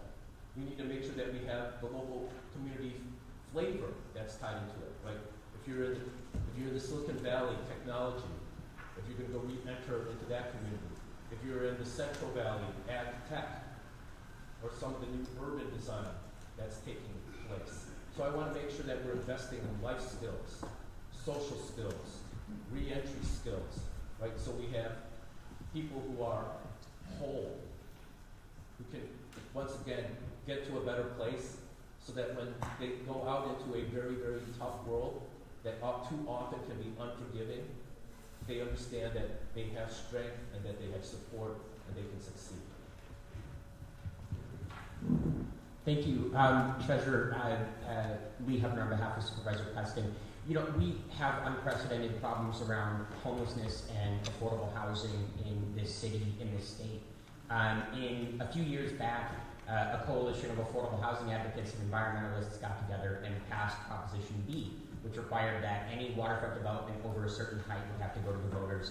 And that has been a really actually important tool that we have used in 2 instances since to create unprecedented levels of affordable housing on our waterfront. And to really control the type of development that takes place here in San Francisco. Your opponent and the commission that he controls, the State Lands Commission, has now sued to invalidate the voters' vote on that initiative under the theory that these are state issues, that our jurisdiction, our local jurisdiction, does not have jurisdiction over those land use matters. I'm wondering what you think about that line between the state jurisdiction and local jurisdiction, and how we can work together to improve the amount of affordable housing built in our city. Yeah, I think that's a very formidable and a very important question that we need to have, right? The State Lands Commission has jurisdiction from mean high tide to 3 miles out, right? We want to make sure that we protect the state's coastal abundance. But we also need to make sure that we understand and respect and work with local governments, right? So part of that discussion going forward is how do we bring the governments together to find a common purpose, right? To understand the sensitivity and the nature and to respect what's transpiring in communities, to make sure that we plan for the long-term future, right? And so we ought not to be, in many of these instances, at odds, but working for conjunctive purposes to optimize our benefits, especially those who have represented this community and understand it, right? That olive branch, that working partnership should have already been established. Thank you. Member De Jesus. So we live in San Francisco. We've had district attorneys in our city, and of course our most recent, Kamala Harris, who do not support the death penalty. And one of the things as the governor, you would be appointing the judges from the Superior Court, the Appellate Court, and the Supreme Court. And one of the things I'd like to know from you, I'm sure other people would like to know too, is do you have an opinion on the death penalty? So so I voted for 62 to repeal the death penalty.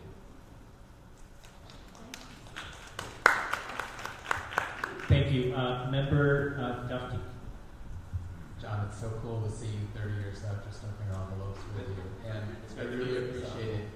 Tammy is a great friend behind you. I have some great things to say about you.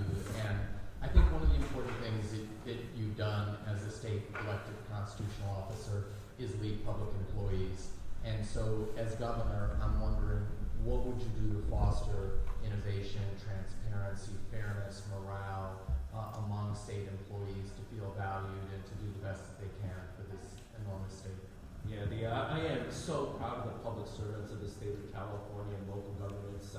Right, they are the backbone of why we are so successful. And if we are going to continue to be the leading star for others, right, you have to make sure that you're fully invested in them, to make sure that they have fair compensation, that they have adequate housing, and not to put them at risk. That's why I took on Governor Schwarzenegger when we wanted to pay nearly 200,000 public servants federal minimum wage when the state was last in financial crisis. Part of this is also blending in how you create those next opportunities. We understand that we have a rapidly transforming society, so workforce access to education and those partnerships are absolutely critical. But the state employees have consistently stepped up. We couldn't have gotten the state out of that financial crisis but the visionary hard work and action that my colleagues at the State Controller's Office told them. And I think that comes from, like, David and Tom, who served, and Angela, who served, and London, who was here earlier, Bevan, obviously you. On my second day as the State Controller, and there were about 1,300 plus employees, I just walked around to all the divisions and had anybody who wanted to show up, and I said, this is my charge. I want this to be the best public finance office in the United States of America. And why I want that is that this is the office of you. And so I want to empower you to be your very best, because for 8 hours or so during the day, this is your dream. And so let me do everything I can to make sure that you're successful. And then your approach ought to be is to, when you're dealing with somebody on the other end, imagine them as your mom or your neighbor or your loved one, because that's the way you want to be treated. And I know that's been your activism and philosophy, and I want to make sure that all of state government, and you guys are doing here in San Francisco, carry that in their heart. We have a question from someone from the audience, from Michael Lyon, from Ham in Ham, and this reads, Medicare does not cover most long-term care. Medicaid requires families to spend down to poverty. Will you commit to support the creation of universal long-term care in California? And if so, how would you finance it? Yeah, so that's one of the huge challenges that we have today, right? Our first challenge needs to be, how do we push back against President Trump? Right? During the Obama administration, one of the things that they worked on is that they wanted to increase capacities of community health clinics. Right? They wanted the community health clinics to expand personnel, expertise, and infrastructure.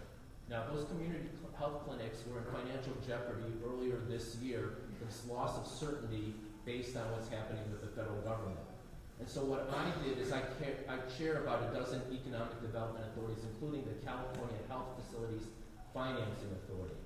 We had grown a pot of investment money from $5 to $29 million, so I went to Senator Holly Mitchell, Senator Richard Penn, and Assembly Member Dr. Joaquin Randall, and said, we want to take some of that money, and we want to put it into an emergency lifeline fund so that we can keep these community health clinics open. These community health care clinics serve 1 in every 7 Californians, predominantly women, individuals of low income, and people of color. And so we have a hearing this week. We're going to try to put in some regs to move that process along so that we can protect those clinics. In addition, I think we need to make sure that we move forward in regards to universal health care. Obviously, we're going to have a stronger discussion as to how those financing tools look like. Part of that challenge is how do we work on that financing tools. I'll just give you some examples, right? I was the most successful controller in auditing in California history in regards to audit findings, $9.5 billion of audit findings, right? It's those types of findings that you use to finance programs such as long-term care, if people so choose to use those monies. Other things I did, right, when we look at amnesty programs, better debt collection practices. One of the things I did as a controller, I audited 3 government agencies to see if their debt collection practices were up to snuff. They were not. Those are lost opportunities. And one of the things that I also pushed aggressively in my first office at the Board of Equalization, which is the taxing authority, is to look at the underground economy. Right? The old estimates years ago were $6 to $8 billion of uncollected taxes because of lost activity. So all those present an opportunity to generate additional revenues to pay for early childhood education, higher education, long-term care, and Medicare for all. Member Baraka? Okay. Thank you. I have a question similar to Member Maxwell's question having to do with state prisons. I don't think it's a secret that Black and brown people are disproportionately represented in these prisons.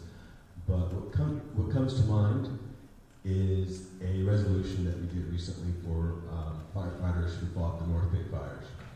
And our firefighters who work with the fire department and other fire departments around responded, and they make a regular wage. But as Member Groff added to our resolution, a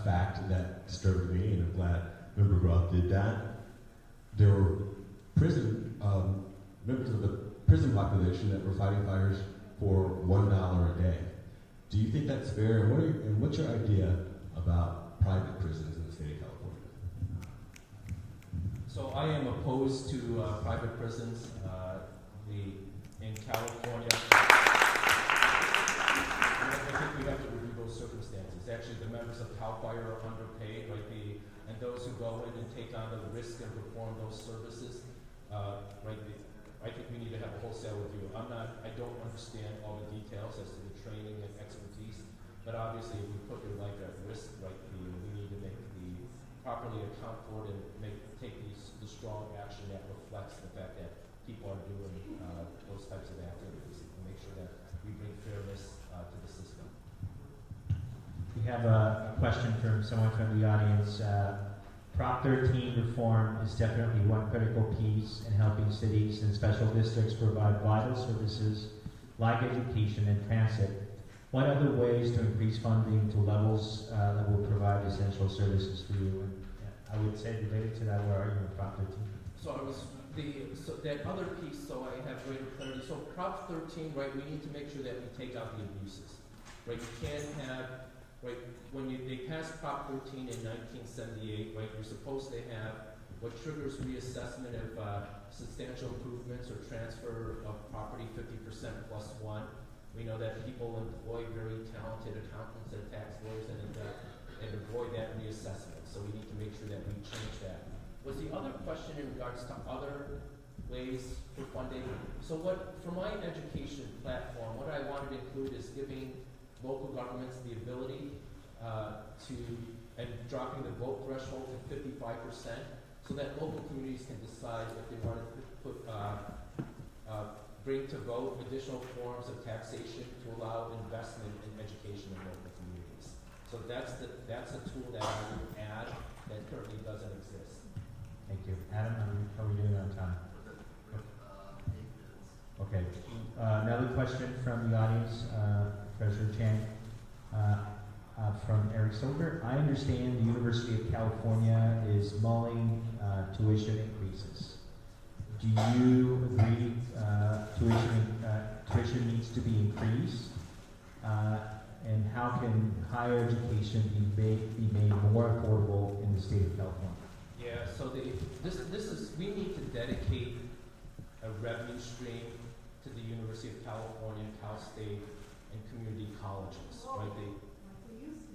What has happened, right? I mean, if you go back 34 years, right?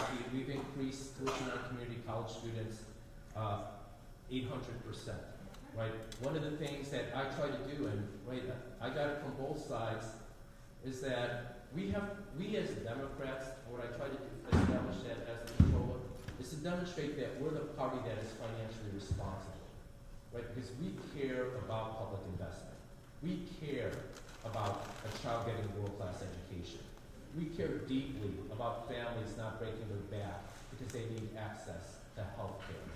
We care about a clean environment. We care about clean jobs. Right, so that's why it was so tough when I was the state's chief fiscal officer to make sure the state was financially responsible.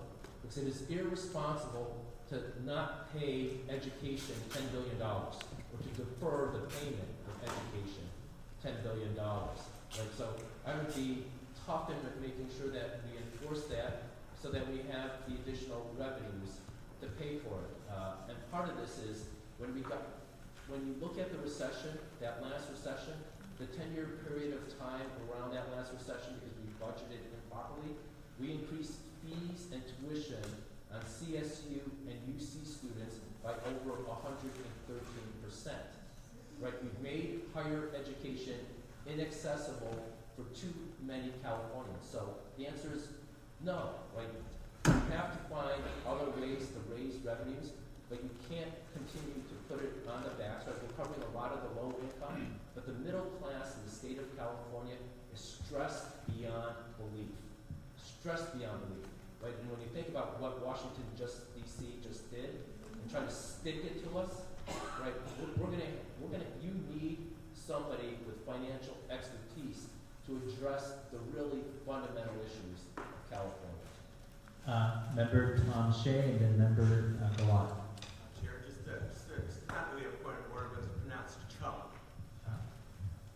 morning, John. Thank you for coming and thank you for your patience at the beginning of what we're taking over business. We're hitting a lot of topics, and something just is coming up over time and time again, but it's in the background all the time. Is the water issue in California. It's either feast or famine in California. It's either we got droughts or we got floods, and we can't predict what we're going to have, but we know we're going to get more of the same. We haven't built dams since the 50s and 60s. I think California built 10 large dams. We're probably not going to build dams going forward, but we may have to. We just spent $7 billion on a bond to deal with water storage, etc. Do you have a water vision for California to meet the needs of farmers, of people, all the things, given our very, very fragile water situation? Yeah, so we need a wide menu of options in regards to water, right? And I want to do a lot of the localized water tools to enhance, but it's not going to fully capture everything, right? And there's going to be resistance to some of the new tools that are available. So for instance, right, we're finding some, but we need more farmers to look at flood irrigation techniques, right? Because, you have those in the San Joaquin Valley and other parts of the state when you had the dams that were insufficient to contain the waters that are happening, and we know that our water collection is becoming more inconsistent, right? Our dams, as they were built, anticipated that we would have 3+ years out of every decade where we would have sufficient snow fall, right? And the snow pack, and then it would melt, right? And then we use it, move it through the entire system. Right, today with climate change, right, we're looking at, instead of less snowpack and more rainfall, right? So we capture less of that activity. So part of that, one thing in regards to dams, one of the things that I proposed as a state treasurer a couple of years ago was to do a central inventory of all the state's assets, right? And to look at the useful life of those assets, because we don't want more orbits, right? What a waste of money on serious repair when we should have done maintenance at much lower costs. For those dams that don't have a severe environmental consequences, right, they're off-stream, where you don't damage the salmon and other things, we ought to look at, right, and I know it's incredibly challenging, you have a lot of sediment buildup, right? What type of technology is available, and what can you do in regards to the sediment cleanup so that you can increase capacity of that water storage, right? For the off-stream, does it make sense to increase capacity, again, for the off-stream dams, not to keep the environmental damage, right? What can we do in regards to localized aquifers and other types of water storage throughout? And then we'll figure out what other types of tools and water devices we need so that we can try to minimize the impact of the lack of clairvoyance, right? And none of us are clairvoyant as to what the water situation is going to be, because we know the last 2 years, temperatures were the 2 hottest years of recorded history. So it's going to have a dramatic impact for all of us. Thank you, Treasurer, for being here. Certainly we're experiencing a housing crisis here in San Francisco and the Bay Area and really throughout the state. So I'd like for you to share what your plans are for addressing housing affordability, especially in light of the fact that redevelopment doesn't exist anymore as a funding source. And also, what is your position? Do you support repealing Costa-Hawkins and giving local jurisdictions the ability to expand rent control? So I think we need to reset Costa-Hawkins, right? We understand, as you put it in that larger conversation, right, with the larger context about what we need to do with affordable housing. We need to stop the gouging, even though in some places it's already illegal. But we saw what happened to the victims of the wildfires in Napa and the surrounding communities, where people would be evicted, even though it's illegal, right? They said they were going to do something, right, and they would jack up the prices by 2,000, right? That needs to. We need to take action, and those who are going to engage in those types of practices. And again, I apologize, we're going to go into the rabbit hole, getting too wonky. Right now, and Dave Jones was a terrific public interest housing lawyer when he graduated after Harvard Law. Right, when you build affordable housing, right, you have to look at federal, state, and local government support. We know that the federal government has been less supportive. It even happened during the Obama administration, not because of President Obama, but because of Republican Congress that was less supportive. The state has been in financial trouble, right, up until recently, and so the state didn't have the resources to make their contributions, right? And so when the state got in financial trouble, right, and fell behind on education payments, Right, Governor Brown tried to work out a plan with local governments on a compromise. Local governments took Governor Brown to court. They lost Governor Brown. They don't want to compromise afterwards, and they eliminated redevelopment agencies. I would bring back redevelopment agencies. Right, local governments need your tool so that they can invest and build. Right, I would look at, if I can make it, there used to be a 20% set aside. I'm looking at a higher allocation for local government housing, but I want to work with local government officials before I tell them and impose a standard without understanding what they want. I pushed aggressively. I brought a coalition together to push for a $9 billion bond. The legislature and governor agreed on a $4 billion bond. I'm asking all of you to support the $4 billion bond. The state needs the money. Am I talking too long? I just wanted to step in and make sure that we give everyone the same amount of time. That concludes the time. I do want to ask you just one final question, and I know the answer, but I wanted to make sure people knew. We have a debate that's coming up on Friday, and we invited all the candidates. I just wanted to give you an opportunity to explain to people why you're not able to be there. I apologize. It's a privilege to be here. My mom got into a car accident. She's okay, but the claims adjuster needs my mom's response, right? So I need to get to my mom. My mom's a beautiful woman. She doesn't have a great command of the technical lingo, so that for an insurance adjuster. So as the oldest son, the good the other sons are better. And as the son who lives closest to my mom, right, only an hour away,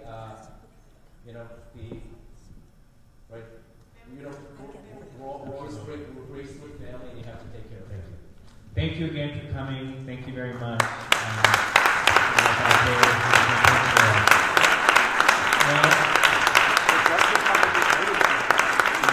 Now we're going to go to our next candidate, who is here.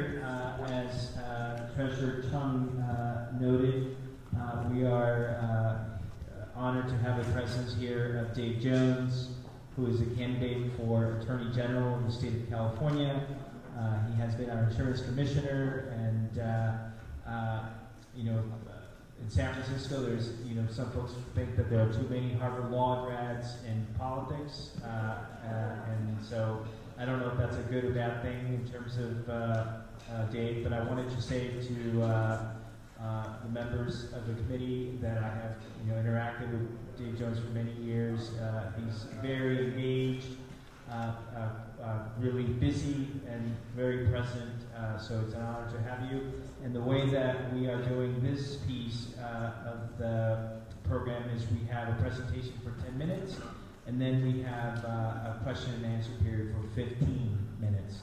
So with that, I'll turn it over to Dave Jones. Welcome back to San Francisco. It's great to be here, Mr. Chair. And, some of you may not know, but I actually have an office here at 45 Fremont, where about a third of our hardworking consumer protection personnel in the Department of Insurance work, and so it's a delight to be here at least once a week. Regarding Harvard, I mean, the only thing I really got out of that was I met the love of my life, Kim Flores, who was from California. Otherwise, they'd still be freezing outside of Chicago, where I was raised. My name is Dave Jones. I'm an insurance commissioner. Many of you here may not even know you have an insurance commissioner or what one does. It's a consumer protection agency. And actually, one of the nice things about it is there's no commission. There's just the commissioner, which really makes decision-making easy. In any event, just to give you a little flavor, and then I want to talk about my campaign for Attorney General. When I got into office, I discovered the insurers were not providing behavioral therapy coverage for children with autism, and that's outrageous. Those of you that have friends or family members who have children with autism know how important behavioral therapy is. And so I told the insurers, you need to cover this, and they refused. And so here's where it's helpful to be a lawyer. I sued for them. And now they are covering behavioral therapy for kids with autism. Or ride sharing. When Uber, Sidecar, and Lyft came to market, they didn't have insurance. They said they did, but they didn't. And sadly, an Uber driver ran over a family in the East Bay, December 31st, 2013, killed outright a little 6-year-old girl named Sophia Liu, and badly injured the Liu family. And there was no insurance. Uber took the position, we're an internet-based company, we have no responsibility here. So I waded into that thicket. Long story short, they now have to provide $1 million in liability coverage. And as well, we've made sure there's other insurance coverage available for drivers too. So it's a consumer protection agency, and a big part of the job has been also implementing Obamacare and doing it successfully here in California, where we have insured 5 million more people that are uninsured previously. So when I announced I was running for Attorney General in 2015, after Kamala announced she was running for U.S. Senate, I anticipated I'd have a chance to work with a progressive Democratic president on a common progressive agenda. It didn't quite turn out the way we hoped. But now what we need is an Attorney General who has had a lot of experience as a litigator. And I have exactly that. I've practiced law for the last 30 years. I began my career as a legal aid lawyer, representing farm workers and low-income families in rural Northern California, where I brought lawsuits and litigation in order to try to provide affordable housing for them and address their social and economic ills. And as an insurance commissioner, I can't tell you the number of insurance companies I sued, and the number that have sued me to challenge Consumer Protection Agency rules that we've issued. And we've won each and every one of those important cases. So I'm prepared to resist and resist mightily the Trump administration, but you need someone who's actually a practiced litigator to maximize the efficacy of that office, and that's what I bring to it. Now, in addition to that, and I think, of course, resisting Trump's important, but we've got to do more than that, right? I mean, I think we here in California are bellwether for what we want to see states doing and what we want to see happen in this country. And one of the most important things I want to work on, and the reason I'm running for Attorney General, is criminal justice reform. I believe black and brown lives matter. I believe when there's civil rights violations and misconduct, people need to be held accountable. And as Attorney General, I'll do exactly that. And beyond that, though, I'm one of the few law enforcement officers in this state. I am a law enforcement agency head. I have sworn peace officers that work for me. I'm one of the few law enforcement agency heads to support all of the criminal justice reform measures, whether it was amending 3 strikes, prison realignment, Prop 47, Prop 57, all these things that are designed to undo the ravages of the war on drugs. Now, I've been profoundly influenced by Michelle Alexander's book, The New Jim Crow. And I would encourage you to read it if you haven't, because what she lays out is a stinging indictment of our criminal justice system. She explains in excruciating detail how the war on drugs was largely visited on people of color and resulted in their mass incarceration for non-serious, non-violent crimes, where they were put away in prison for inordinate periods of time, given no sort of support, branded with a felony stamp, and when they return to the community, they can't possibly succeed. Because with that felony brand, they can't find a job, they can't find housing, they can't get their lives back together, and so they reoffend, and they're back in the system over and over again. This is the new Jim Crow. And I want to focus, as your Attorney General, on addressing that very problem. And what does that mean? That means dramatically expanding reentry and rehabilitation programs for people in the correction setting and people coming out. That means mental health treatment, substance treatment, job training, jobs, affordable housing. We owe it to people, and we also need to make sure that we support them in their reentry, because if we don't, they will reoffend, they will re-victimize people, and that would be terrible.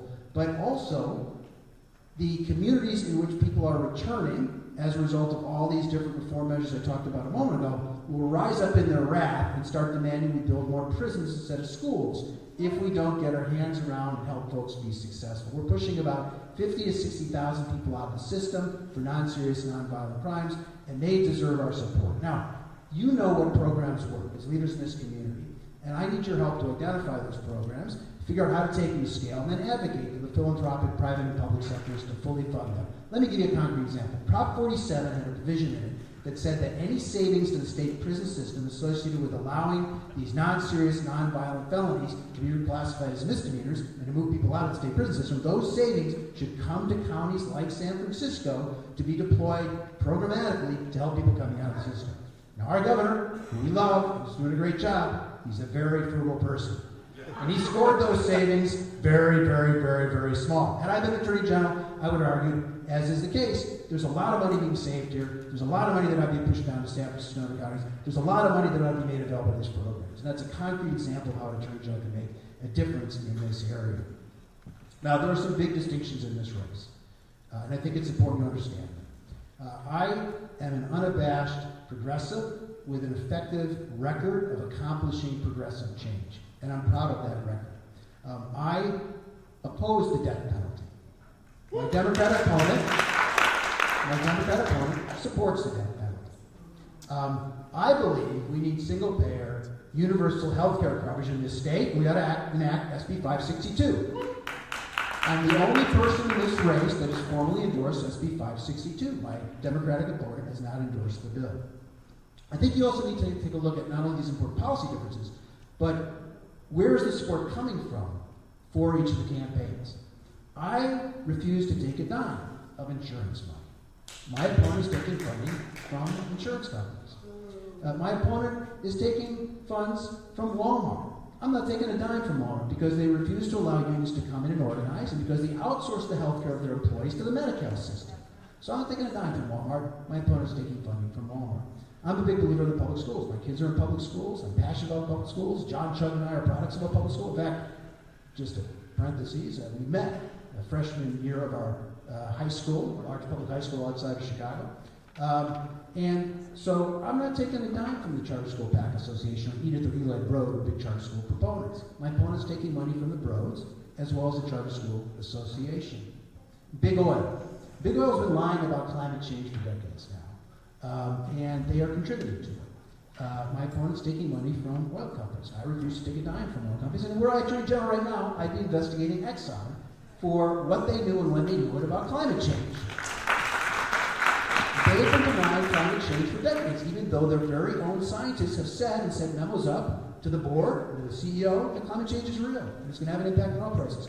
Why aren't we joining the Massachusetts and New York Attorney Generals in an investigation of Exxon? We should be. If I were Attorney General, we would. So there's significant distinctions. As you know, as active Democrats, there are differences amongst Democrats, and we try to bring everybody together to get as many Democrats elected. But it is important to send, I believe, Democrats to statewide office and to state office and local office who are progressives and who are not going to be encumbered by support and money from all these corporations. And so what you have with me is a hard-charging public interest lawyer with an effective track record who is independent and is going to advocate for the values that we care about. And I would humbly ask for your support. I have taken the liberty of placing at each of your places a little card that looks like this. Oh, here's one that got filled out. Thank you. And we're building a grassroots campaign. I'm proud to have been endorsed by over 70% of the Democratic Party center committees, regional directors like Henry Kelly, caucus chairs. This is a grassroots campaign, and I would love to have your individual endorsement. I would love to have it.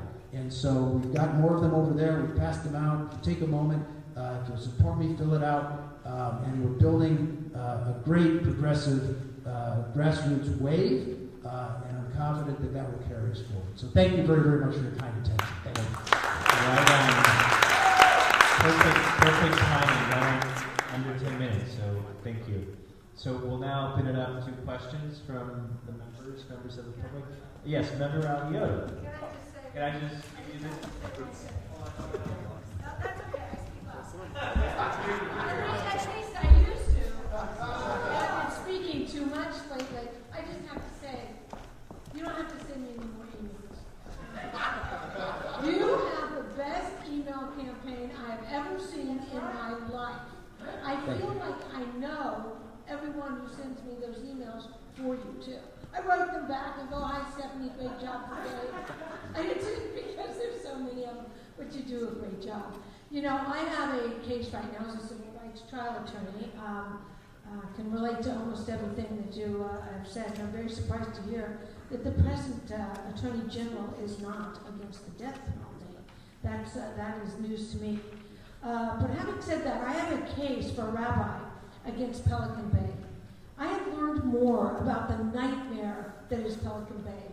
I mean, from the law enforcement to the superintendents to it is a fundamental hell. I don't understand how in a state as enlightened as the state of California can just allow something to exist like that that's inhumane for everybody there. I understand we're talking serious crimes. We're talking multiple serial murderers, and we're talking very strange policies that are created from within that are not followed from without. But having said that, and once my case is over, I just think it's so important for us to do something about our jails and about our prisons in the state of California. They are just a fundamental nightmare, and it isn't just lacking civil rights or human rights. It's an atmosphere of death on both sides and on all sides, and it seems so unruly. So have you ever looked at any of the prison system policies and situations in the state such that you felt you understood that it was like totally out of control? Well, I appreciate the question. And first, let me thank you for being kind to our many young Democratic volunteers who are sending you texts probably even as we speak right now. They're very enthusiastic, and don't discourage them because they're the future, and they're helping out a lot, which I really appreciate. So, look, with regard to corrections, there's no question that we can do a better job. I mean, one thing we need to not rely on any longer are private prisons. We got to just get out of that. There's really all sorts of bad incentives when you rely on a private industry to provide your corrections. But beyond that, look, I think the Attorney General has an important role to play in making sure that civil rights of Californians are upheld regardless of where they are, and that includes in the correction system. And I think this goes to the issue of why it's important to have an independent Attorney General, not one who is appointed by a governor, for example, who's going to be willing to disagree with the governor's appointees or whoever's running the correction system and say, wait a minute, this isn't right, this needs to be fixed. And if it's not fixed, we're going to take some sort of action. So I'm eager to take a look at the complaint that you filed. I'd like to learn more about those specific conditions. I'll give you my card, and I look forward to the opportunity to work with you on those issues. I really do. We have a question from our new CCC member, Member Mahogany. Thank you. I wanted to point out that trans women of color specifically have been disproportionately affected by the criminal justice system. And if you are looking for organizations to support and to look into, I highly suggest TGIJP, the Transgender, Gender-Variant Intersex Justice Project, who does amazing work, one-on-one counseling and job training here in San Francisco for trans women exiting incarceration. That being said, I do have a question in regards to the Criminal Justice Department. How are you planning on holding police departments accountable for their behavior? I think it's commonly known to the public that police departments can oftentimes create hostile work environments where intimidation is used to keep people from speaking out and speaking up and doing the right thing, and also intimidation is used in suppressing communities of color, specifically in metropolitan areas like here in San Francisco and definitely within the Tenderloin. So what are your plans? What are your thoughts on how we can remedy this situation? Great question. And what I'd like to do is give you my card because I'd love to learn more about the center that you mentioned a moment ago that is specifically focused on transgender women of color and the issues that they face in the corrections center. So I think that, again, this goes to the issue of independence and willingness to hold other agencies accountable. And so what I plan to do as Attorney General is if there is evidence that investigations have been conducted in an unfair way or in a way which doesn't result in a thorough investigation of misconduct, that is an investigation, say, conducted by a police organization of its members or a district attorney of a police organization. If there's evidence that indicates that there's not been a fair investigation, that it's not been done impartially, I would take a look at the circumstances, the evidence, and be willing to intervene and bring actions against individuals that themselves are violating civil rights.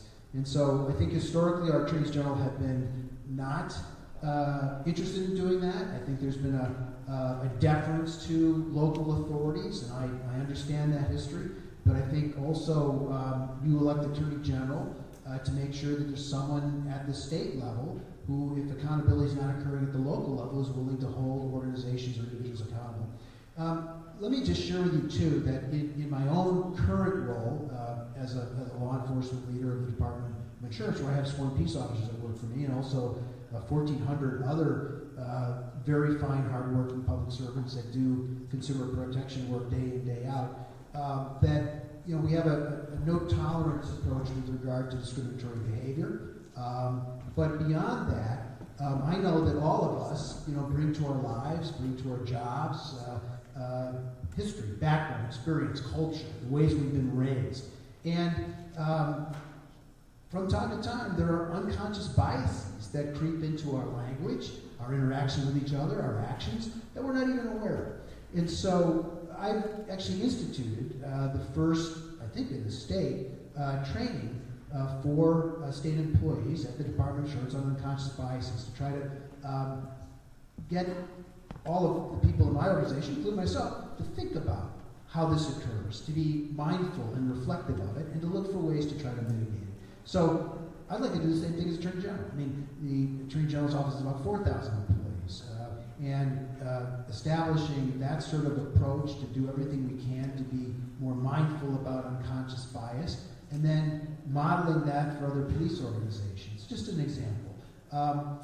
I also just wanted to add one other thing as it relates to issues impacting the transgender community, because I think it's important. One of the other things I discovered when I became insurance commissioner was that health insurers were routinely denying care to transgender persons. I took aggressive action by issuing a regulation requiring health insurers to cover transgender persons and to cover gender dysphoria and treatments related thereto. And that was a first-of-the-nation regulation, which then was followed by a number of other agencies in California and ultimately other insurance commissioners, and I'm really proud of that work. Now, of course, you've got Trump rolling back, whether it's in the Affordable Care Act or veterans benefits, any sort of assistance for people, including transgender people. And so I've gotten calls from attorneys generals in other states asking for expert testimony about my regulation. I'm very proud of that work. So I just wanted to note that, and I want to congratulate you on your election and appointment to the committee. Congratulations. Thank you, Commissioner. We have a question from a member of the audience. Do you have any plan for mental health facilities here in the state of California? So, as insurance commissioner, one of the things that I have done is aggressively enforce with insurers the Mental Health Parity Act. There's a federal Mental Health Parity Act and a state Mental Health Parity Act. And the interpretation I've taken is that these acts don't just require one-for-one parity in terms of services. So, if you go see a doctor, 3 visits for a knee replacement, you only get 3 visits for your mental health issue. But rather, my view is the Mental Health Parity Acts are a mandate to provide whatever services are necessary to help treat people with mental illness. And of course, that interpretation has been contested by the insurers, but we've been successful in both federal and state appellate courts in prevailing in that interpretation. So that has also meant then scrutinizing health insurers' networks of medical providers to make sure they have adequate mental health professionals. I don't have currently any direct regulatory authority over state hospitals for the mentally ill, nor do I have any direct regulatory authority over mental health providers themselves.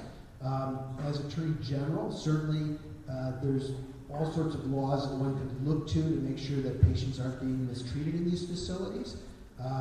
But I guess more broadly, what I was talking about earlier about the importance of making sure we have mental health treatment available for those that are in and coming out of the criminal justice system, I think it's critically important that we look for ways to expand those programs and identify resources to help people. So I'll be using the Office of Attorney General to advocate for that and working with those of you that have expertise, understand what programs work best. How do we expand and build on programs to make sure people are being served and they can be have a chance of being successful when they come out of the system? We have 4 minutes left, and we have at least 2 questions. So maybe you can take a couple minutes. What is your position on repealing Costa-Hawkins? So, like John Chung, I think there needs to be a reset. I think that local communities need to have the ability to decide for themselves what the appropriate level of regulation is with regard to housing costs and rent costs. But I also believe that we need to dramatically expand the supply of housing, particularly affordable housing. I began my public interest lawyering as a legal aid lawyer, representing farm workers and low-income families and individuals bringing lawsuits against developers to get affordable housing built. I'm a big proponent and was successful in getting a bunch of cities and counties to enact inclusionary affordable housing ordinances. When I got elected to the Sacramento City Council, the first ordinance I wrote was an inclusionary affordable housing ordinance, which resulted in literally tens of thousands of affordable units in Sacramento. I'm a big believer in that approach.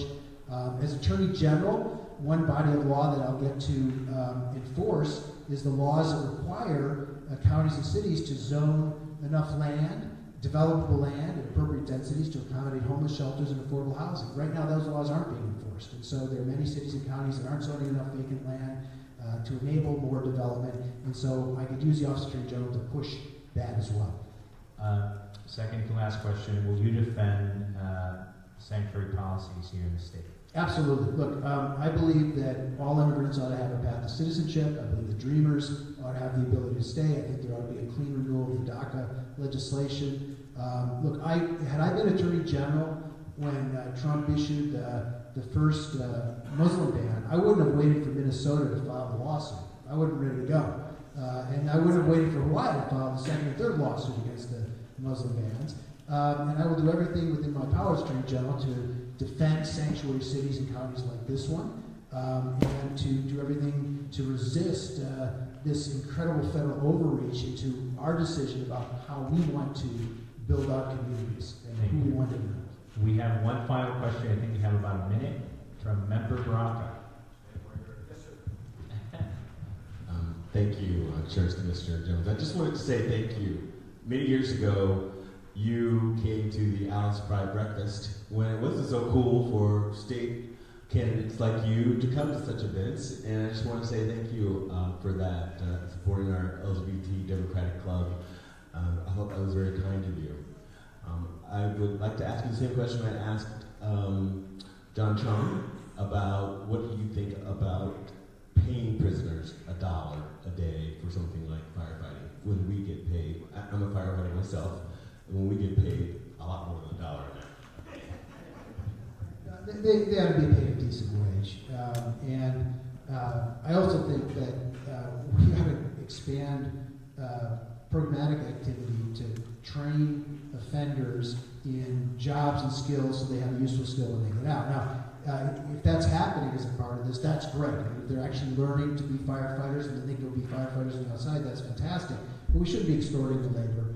And we should make sure that we're helping them develop the skills they need to be successful on the outside. I was down in San Diego Democratic Party has their annual convention, their central committee, and I met a young man who had been imprisoned, and he had just a lucky stroke and found a program that could teach him to be an electrician. So when he came out, he became an electrician. He joined IBEW local, and now he is totally reformed.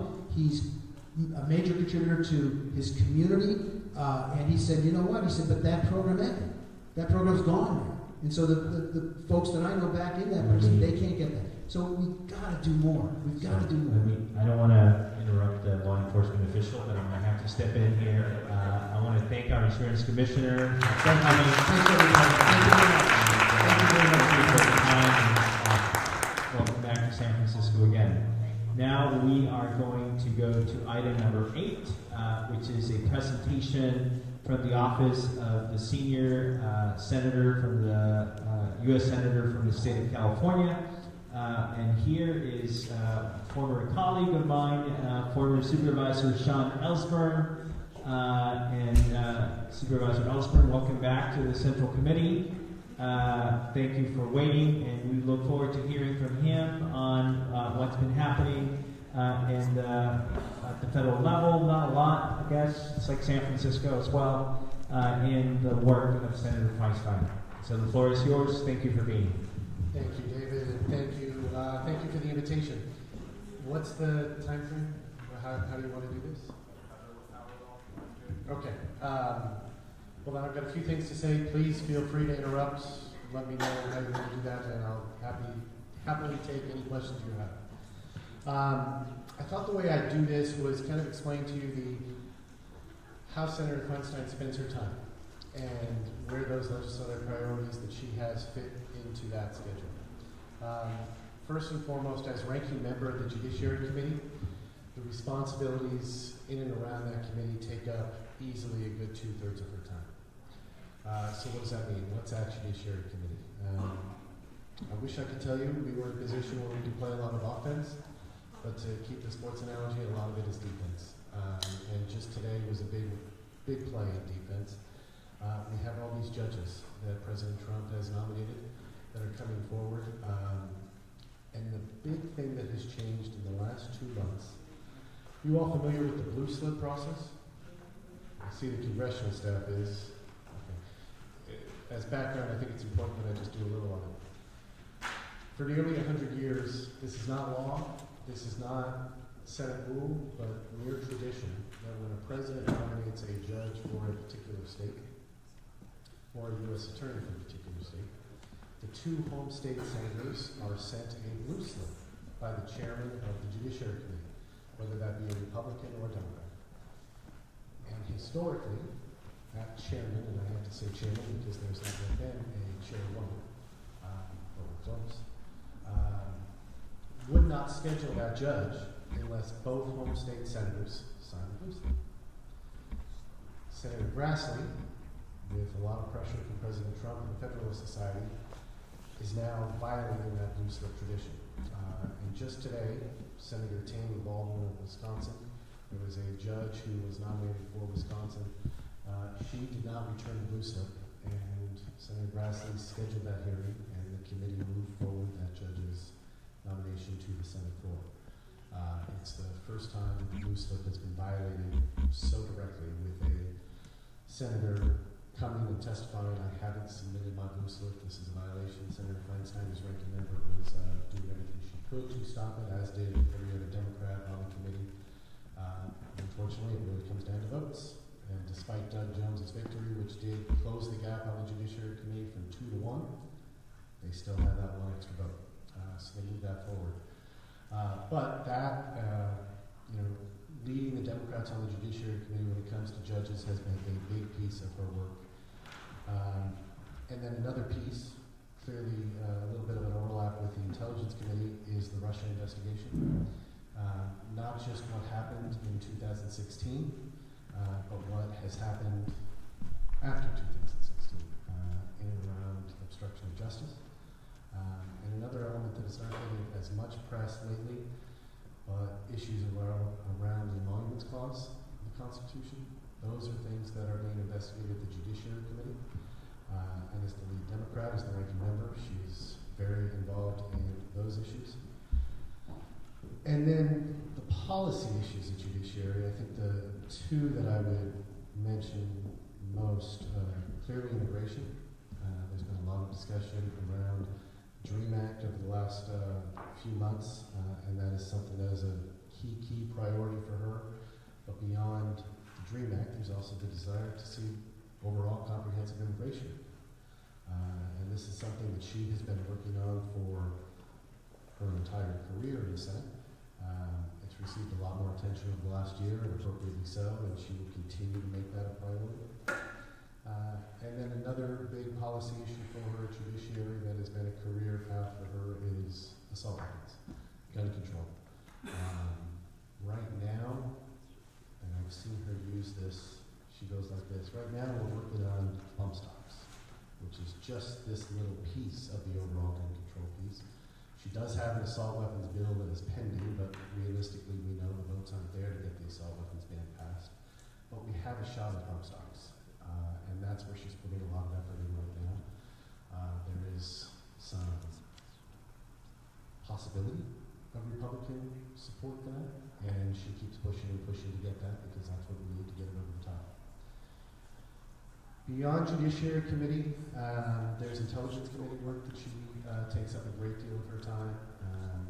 Issues, the 3 biggest issues there for her are North Korea, Iran, preserving the Iran deal, and overall nuclear disarmament.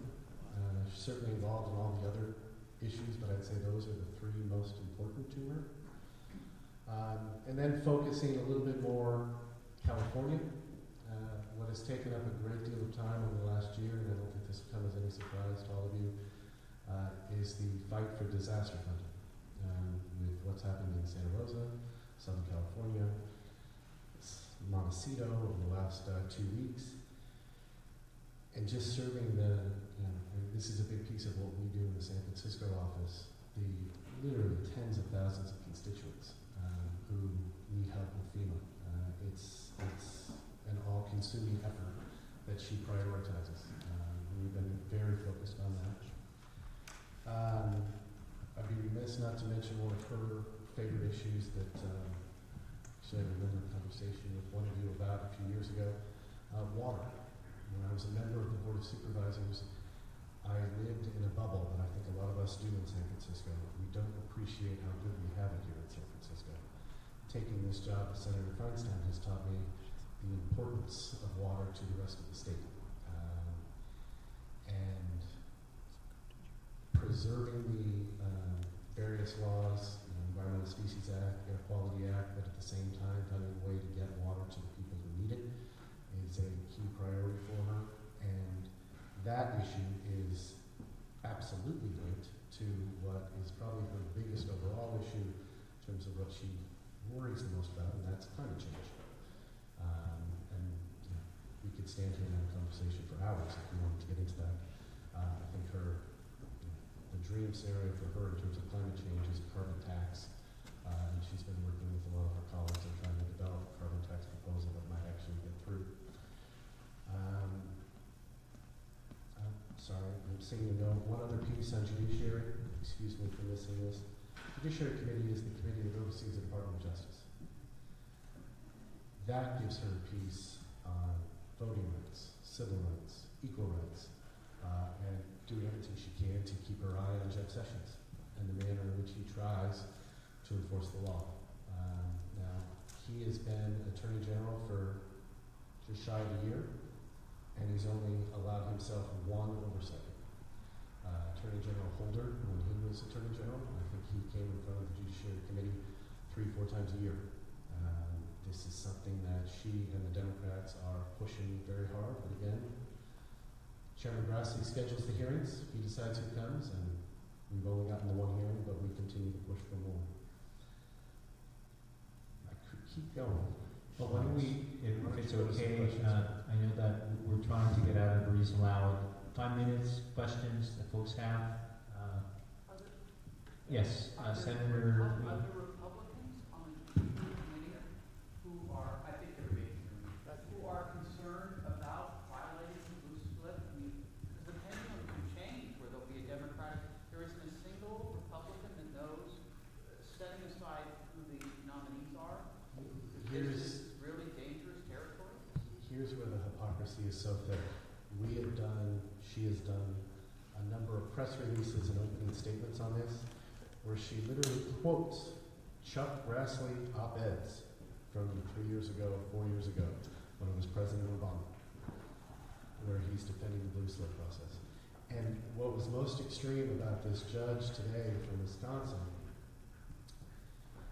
the seat to which he has been appointed is a seat that has been vacant for a number of years because President Obama nominated a judge, but Republican Wisconsin Senator Ron Johnson wouldn't do a blue slip. So that nominee didn't get scheduled. And guess who wrote an op-ed in a Wisconsin paper supporting Ron Johnson's right to use a blue slip? The judge who just got nominated and had his hearing today. And that was all pointed out, put on the record, but it didn't matter. I have a question. One of the things that I was interviewed on Carlson today was the fact that letters went out, and actually there was a letter that went out to Mayor Farrell from the Department of Justice, essentially asking for certain information around the issue of sanctuary. And it's definitely, a bullying tactic on these jurisdictions, and they are targeting, I think, 23, maybe 33 jurisdictions, including the city and county of San Francisco. Any thoughts on that, and what, if anything, can be done to protect places like San Francisco from that kind of bullying by the DOJ? Just last week, and I mispronounced her name, but the Secretary of Homeland Security, Nielsen? Nelson? Recently appointed and confirmed the one who took John Kelly's place. She had a hearing, she had to come in front of the Judiciary Committee.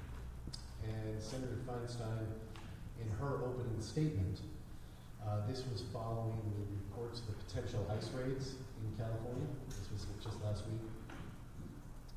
Teed off on the Secretary in that it was very clear that President Trump and the Department of Justice and Homeland Security, which oversees ICE, was acting in a manner that seemed as if it was all about retribution, political retribution, and really in a very discriminatory manner.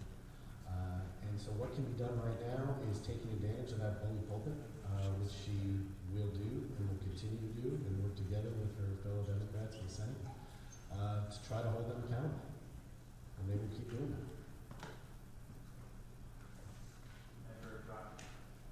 I don't think I need the mic either. Well, I know that we're live streaming, so we want to make sure that people hear.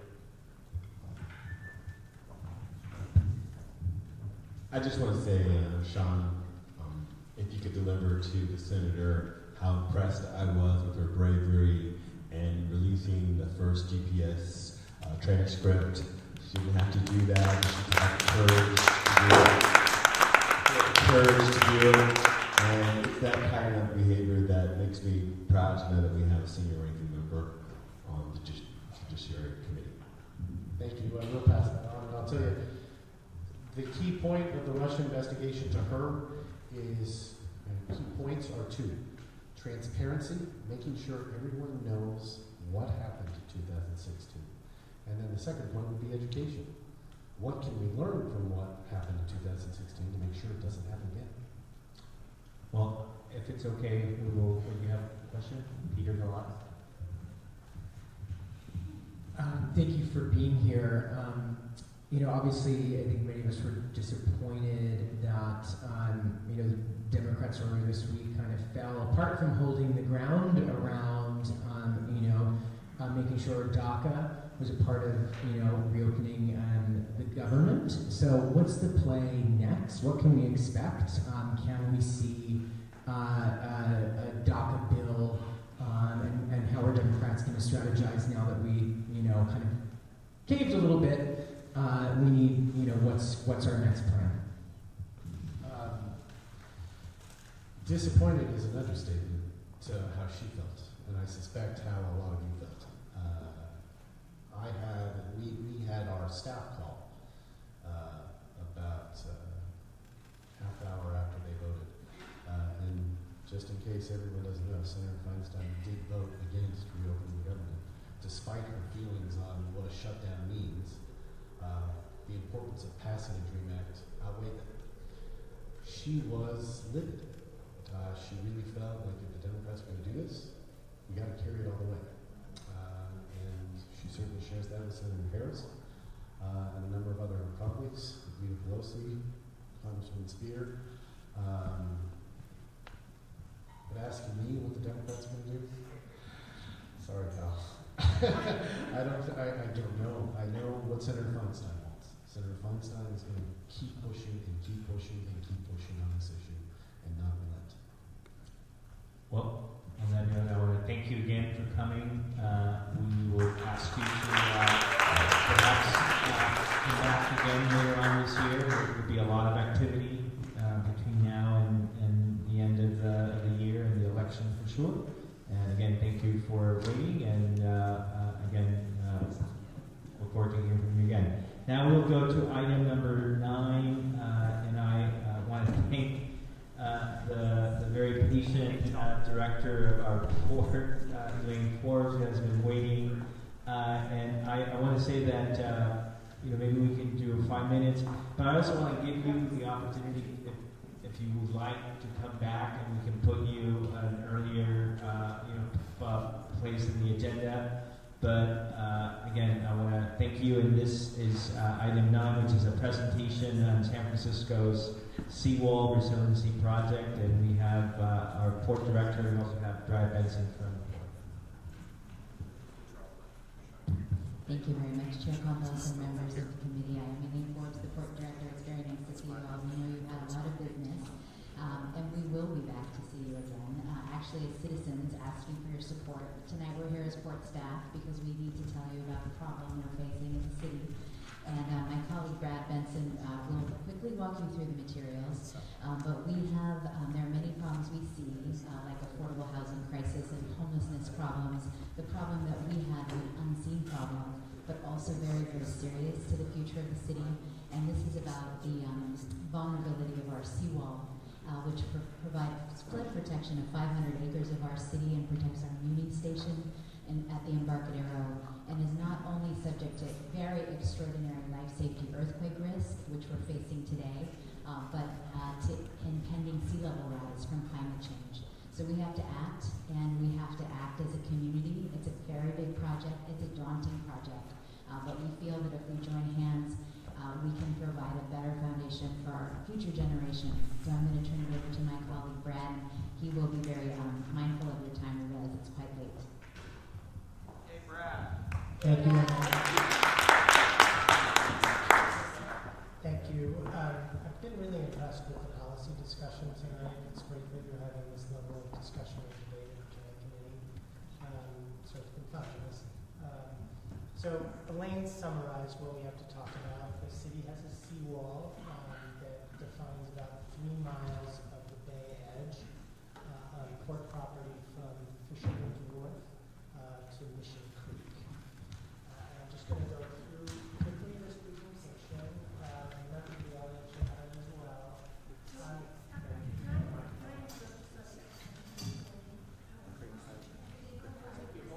So that's Pier 45 all the way over to Mission Rock.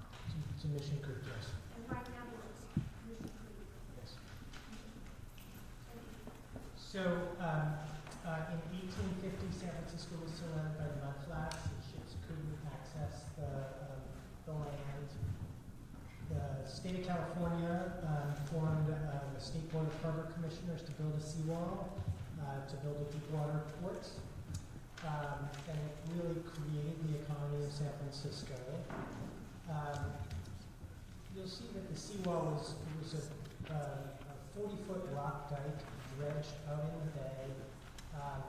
As Elaine mentioned, it created about 500 acres of land, including large parts of downtown. The piers that you see on the Embarcadero today are supported by piles that are driven through the seawall. And the seawall really supports the Embarcadero roadway and critical infrastructure, linear rail, utility infrastructure that runs down the Embarcadero. The area supports, there's about $100 billion of assets that are protected by the seawall. This is a critical place where after an earthquake, people are going to need to exit through the Embarcadero. Up to a quarter of a million people are going to have to leave downtown and access ferries to get out of the city. It will be an important staging area for first responders after an earthquake.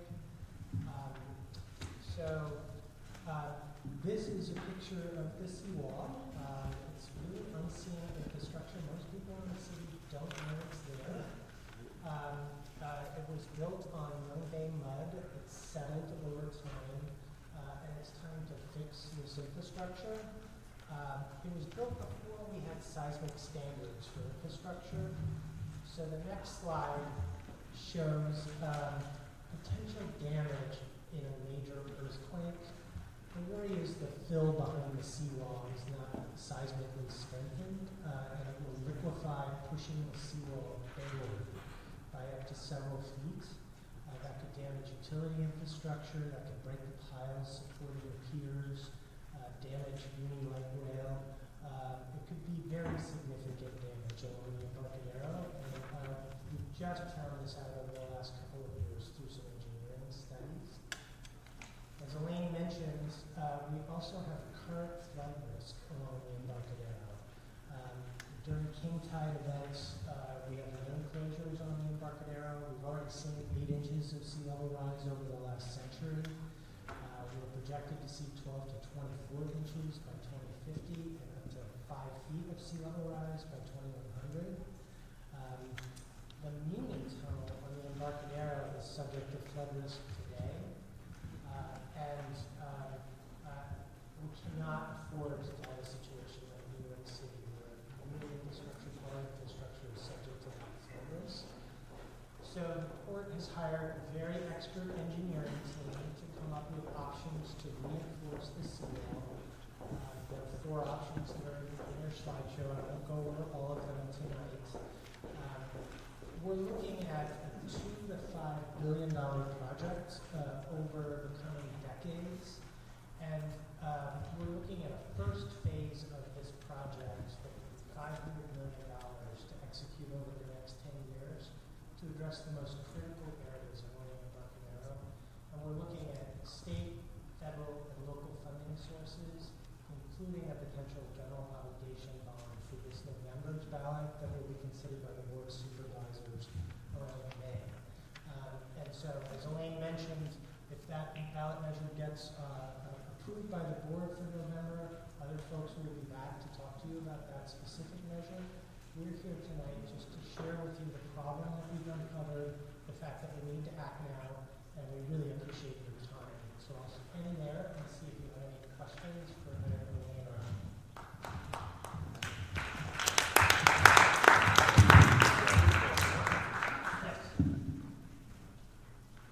Are any of these 4 scenarios more preferred by you or the engineers?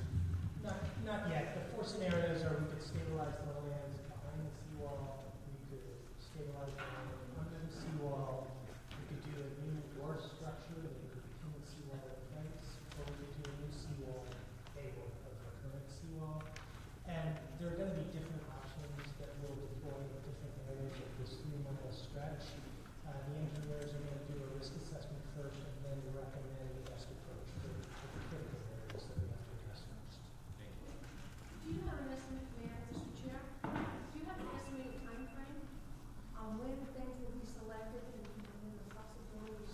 So the presentation does include a timeline for the first phase of the project.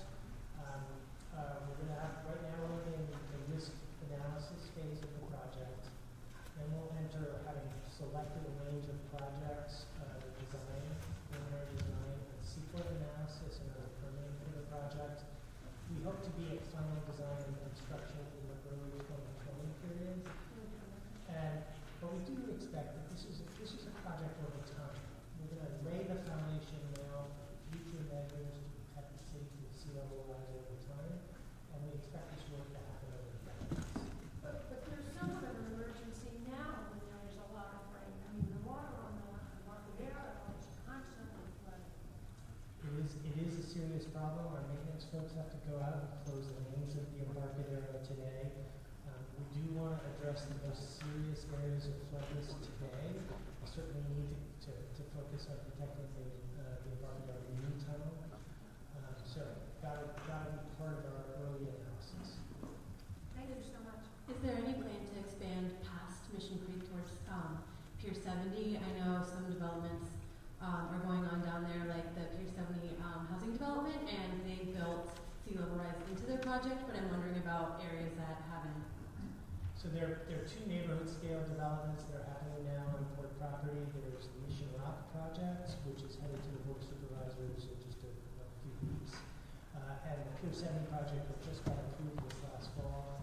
Pier 70 will raise the site 5 to 8 feet to deal with sea level rise for that new neighborhood. And Mission Rock is a project that's also going to raise that area to be resilient up to 5 feet of sea level rise. So is there other properties further south, like near the Bayview, that will be, that we're not relying on the developers to take into account sea level rise? So I just want to add a couple of points. We have work underway with the Resiliency by Design competition, which is not something the port is leading. It's not a city project, but there's designers looking at Islas Creek and thinking about different adaptation strategies. So the Southern Water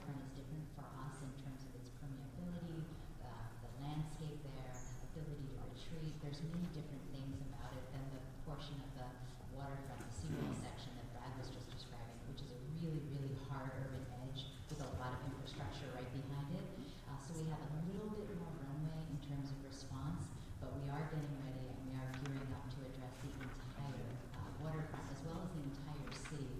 And that's really a city effort that Mayor Lee started with the Sea Level Rise committee that the city has convened. Brian Burns, I'm the proxy for Congresswoman Spear. This is the gentleman who's proxy for Leader Pelosi. I can be parochial and point out that the entire seawalls in Leader Pelosi's district. So we'll follow the lead. But I know, yeah, we're curious, A, as to the dollar amount of federal money and also what agencies. I've seen it's Army Corps. I don't know if it's also a couple of others. So we do appreciate Leader Pelosi's help with this effort. We went back to Washington, D.C. this last year and met with staff of the entire California delegation. It was great to have the response that we got. You're right, Army Corps of Engineers is the primary federal agency that provides flood control funding. And so we're working with the Army Corps to study the flood risk along the waterfront as a setup for a larger federal ask, probably in 2020. So, only going to get a fresh Not tomorrow. So it was like between like a $1 to $1.75 billion federal investment. We need to complete the Army Corps study and look at the federal interest analysis, and they need to help us define a federal project. So we don't know the amount of federal funding, but we're looking for a large ask in that range. And just quickly, I just want to acknowledge this presentation, and we know the extraordinary amount of staff work that goes into putting together something like this. So thank you for all the work to keep us safe and thrive. Thank you. We have one final question from Alex Walker from Member Ting's office. Great, thank you all for coming. I'll be quick.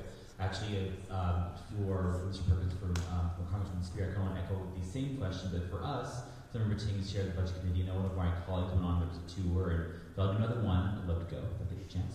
But I wanted to ask kind of for the state angle, kind of what's the thought, and also for kind of BCDC, also how they're involved in this kind of, at least kind of the 50,000 foot level of kind of what we're looking at. So we have been talking with our entire state delegation. We were very happy to meet with the Assembly members, staff on the Budget Committee. I think the main ideas are the state share of property tax growth along port property. It's very similar to a redevelopment concept, and we're talking with Assembly Member Chu's office about sponsoring that legislation for the port. Cap and trade is another source. The last sale for cap and trade dollars at the state level generated about $800 million in revenue, so it's a big revenue source for the state, and they've started to open it up for climate adaptation projects like this, so that would have a good nexus with this project. And the state budget, the governor is frugal, and he does like to budget things, so maybe that is a way to go as well. Thank you very much. Thank you for your patience. And again, we more than happy to bring you back if that happens to put you on earlier on the agenda. Thank you very much. Thank you so much. Thank you. Now we will go to item number 10, which is an update on the Democratic Party endorsement questionnaire and the upcoming process. To members, Member Francis Shea. Hello. So, I, along with Member Lowe, Jen Lowe, actually are chairing the endorsement committee, and since November we've met several times to set up a process and kind of revamp our questionnaire. Our interest has really been about making sure that we have sort of an open and transparent process, but also have a questionnaire that really provides a good substantive information about the candidates and can help us differentiate the candidates, particularly when we're talking about San Francisco, where a lot of, if you look at sort of the Democratic questionnaire, may not really be able to distinguish the candidates very much. So we have been working, reaching out to sort of different stakeholders and different communities to get some more information and provide us with support. And we also tried to strike the balance between creating a questionnaire that asks good substantive questions, but also is manageable as a candidate. We've all been through that process where we've had to answer a million questionnaires. So I think we have struck a good balance. Currently, we have developed, we have 2 different types of questionnaires, one for the mayoral candidates, and then one for supervisorial candidates, because that's what's coming up in June. They're largely similar, but they do have, small differences between them to, that deal with the differences between the 2 offices, definitely. So for the November election, we're also going to have slightly different questionnaires for Board of Education, Community College, and also BART board races, to make sure we really, yes, there are some general questions that all these candidates should be knowledgeable about, but there are also very specific issues for those races. And so we have, drafts for all of those, and we'll be finalizing those in future endorsement committee meetings, which of course are open, they're posted. I know Adam sends out the information, everybody is welcome to attend. So over the past 2 months, as we finalize these questions, we've shared them with the executive committee that has given us feedback on both the questionnaire and the process, and we've incorporated all of those suggestions into the questionnaires. And so the process is going to be, we are going to have the questionnaires live on our website. We thought that it would be the most transparent way to have that information out there. Also, we do our best to have updated contact information for candidates, but as we know, it can be hard to reach. So by just having our questionnaires on our website, if for some reason campaign staff changes and somebody didn't get a questionnaire, they can always go to our website and get it. And in fact, Adam's now uploaded them because the executive committee approved them. They're live on the website. So they're available now. A couple dates to note. So we have already scheduled our date for the endorsement interviews for Saturday, March 17th. This is for the June election candidates and measures. It'll be in the Women's Building, which is at 3543 18th Street off of Valencia. It's going to be upstairs in the 2nd floor Audrey Lord room. So it's accessible. There's an elevator and all those kinds of things. As we get close to the date, I think, and we get the schedule finalized for the candidates, we'll give more information. I think you're starting around 10. Not too early, but give us plenty of time to hear from candidates and deliberate. Another March deadline actually is the responses for the mayor's race and for the district and supervisor races are due by 5 p.m. on March 12th. So that's all on the website. In addition to having the questionnaire, we've actually developed a cover letter that goes with the questionnaires that kind of spells out what our process is, what our criteria are for endorsements, and that's just taken from our bylaws. Also, we have a new logo use policy, so that is in the cover letter, as well as, there's been a request to add a signature line to make sure that candidates are aware and have, we ask them to be aware and be knowledgeable about the CDP platform and understand what's on there, what the issues are. That's come up several times here to make sure the candidates, as much as we can, make them read it. So it is on there, and so they have to sign and return that with the questionnaire. We had actually hoped to have a fillable PDF for the questionnaire, but we just, Adam's been super crazy and all of us have been busy and it's the holidays, so we haven't gotten that up, but hopefully we'll have it for November to make it even easier for candidates to be able to submit their answers and questionnaires. Yes? So the PAC meeting is on 17th of March, Correct. and when is the actual vote? 28th? Yes, so the vote will be on the next meeting, that March meeting, which I believe you're right, is the 28th. Yes. What else? There are a couple other things. I know this has come up for Leadership Circle. We'll talk about having an endorsement palooza, and there was an agreement about whether or not that we were going to put that on. So we are going to open up the 17th to any member of a charter club who wants to attend and listen to the candidates. That way, some of the smaller charter clubs have a really hard time getting the candidates to their meetings or setting up this whole process. So we thought we'd open it up so that everybody can come. And then we're also going to post the answers to the questionnaires on our website so that everybody has access and can see it and, Yes? This will also include the ballot. Correct. So it's candidates and ballot measures. And then another date if you guys could set aside, so we're still working on November, I referenced it, but we are looking at August 18th as the PAC meeting day before the November election. So if you could block that, we haven't yet decided on a location and a time. Again, we're going to try to find a central area. I know there's been some interest in maybe having an area on the west side. We are open to suggestions and ideas. So if folks have any questions, I'm happy to answer them. Thank you. I just want to note a lot of work went into this, so if we can give Francis and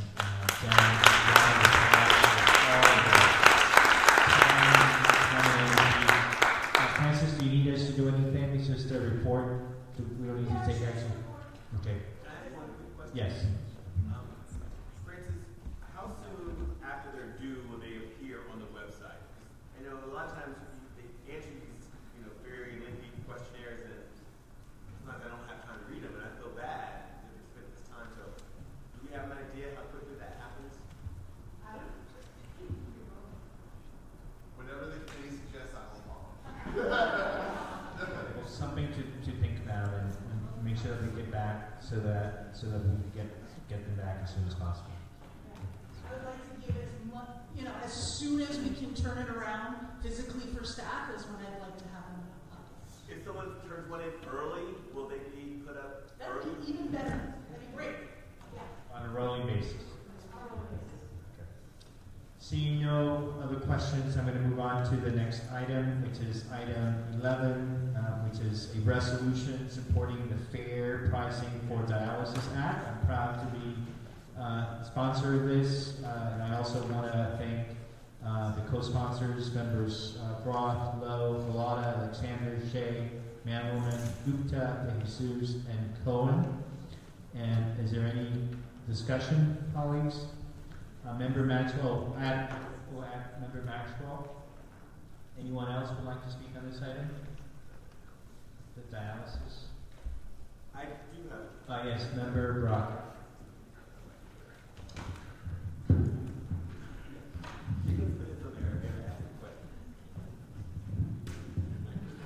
About this dialysis, there are a few things that I had questions about regarding some of the details of the ballot initiative. Can we ask people questions about this? And if so, who would it be? The sponsors, or would it be someone from the audience?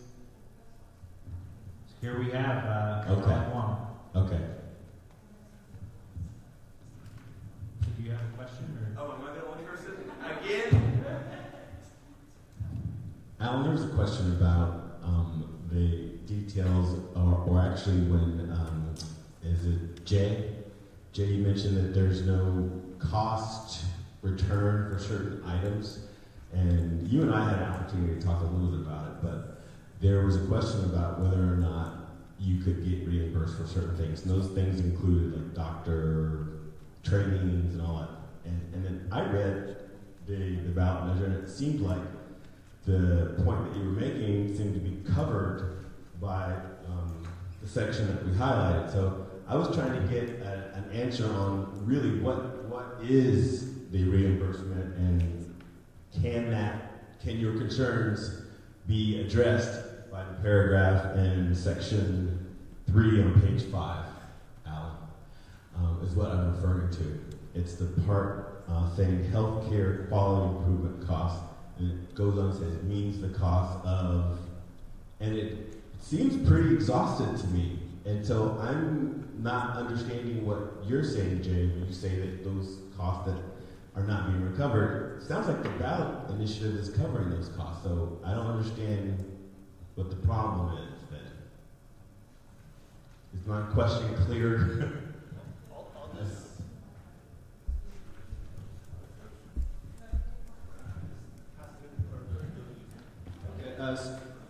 Alan Wong with SEIU and healthcare workers. We actually had Joan Allen is from our governmental relations, one of our governmental relations advocates that helped write the policy.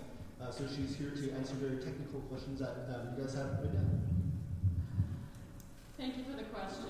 Joan Allen, SEIU, United Healthcare Workers. Simple answer to your question is yes. That is covered. There is some discretion for the regulatory agency if there are additional impacts that would be driven by provide quality improvement, that there is some discretion to add additional items, and non-supervisorial positions who are not in a managerial role. The initiative is silent on positions on purpose in order to allow cases where a physician is not in a managerial role but is in a direct patient care role. I have a follow-up to that. Oh, sorry.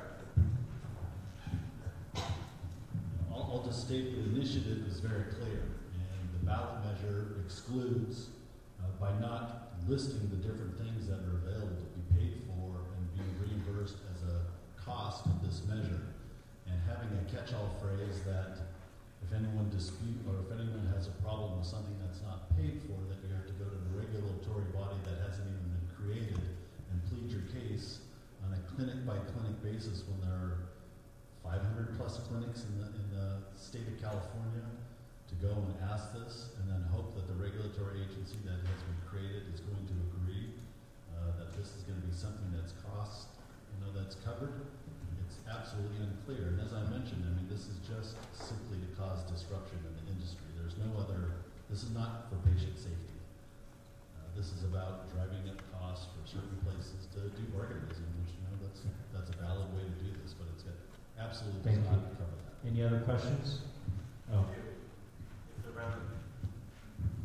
It's around the cost issue. I think the ballot measure says that the companies would be reimbursed at 115% over the cost of business. And to me, 15% seems like a fair amount. To me, it sounded. But there was issue to me then. I was like, okay, this only pertains to the 10% of the folks who are on private insurance. That's correct? Is that correct?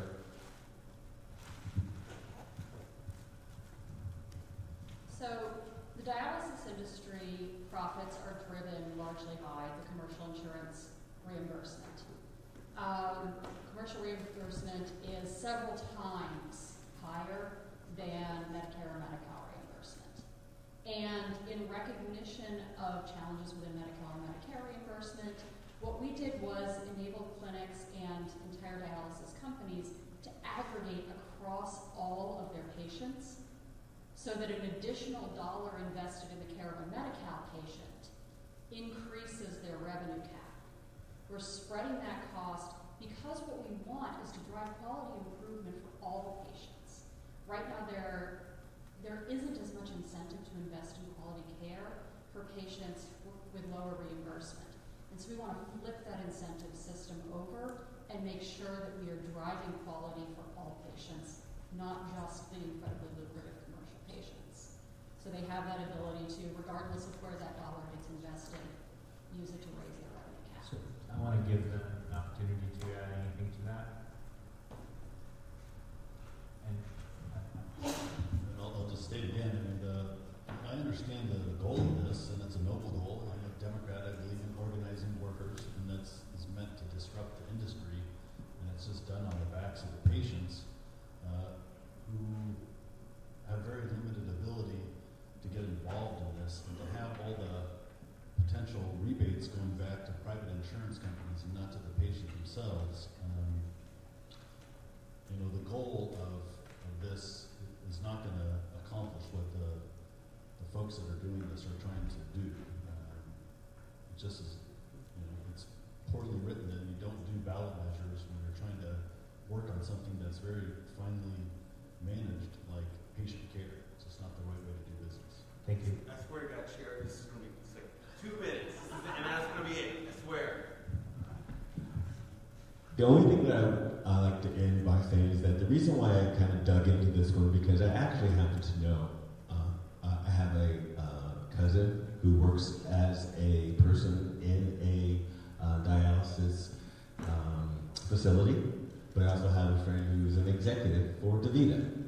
So I dug into this because I found it was important for me to have a real true understanding. But what really flipped it for me, and I'm going to support this resolution, what really flipped it for me was all the support that you have, and whether or not it was a fair report, but I sometimes find that John Oliver really digs deep into certain things, and some of his personal stories were quite alarming, Jay. And I'm not saying that, someone could fact check that, but I suggest to anyone here who has HBO and they have access to the John Oliver show that they should really, but it's really informative. It's very informative, and our government spends a lot of money on this, Sharon. I just felt that it was just really important for me. If we're going to bring this kind of stuff up to the floor, and we're going to make decisions about this kind of stuff, then we need to really, make a decision about what we're doing. Otherwise, why are we doing it? Thank you. I appreciate that. Thank you. It's true. It's true. Any other comments or questions? Okay, so why don't we do vote? All those. So we have a motion. Do we have a motion on the floor? So motion by Galata, second by De Jesus. So we have a motion to approve, support this measure. Those in favor say aye. Aye. Any opposed? Abstentions? Abstention by Senator Wiener. The ayes have it. The resolution passes. Thank you very much to those sides for being here. Thank you to members for questions. We'll now go to item number 12, which is a resolution proposing the Monster in the Mission and support Mission District community. This is a resolution introduced by Francis Shea, members De Jesus, Groff, Gupta, Campos, Galata, and we want to thank, by the way, the residents of the Mission who have been waiting throughout this whole time. Thank you for being here. And with that, I'll turn it over to member Shea and then member De Jesus.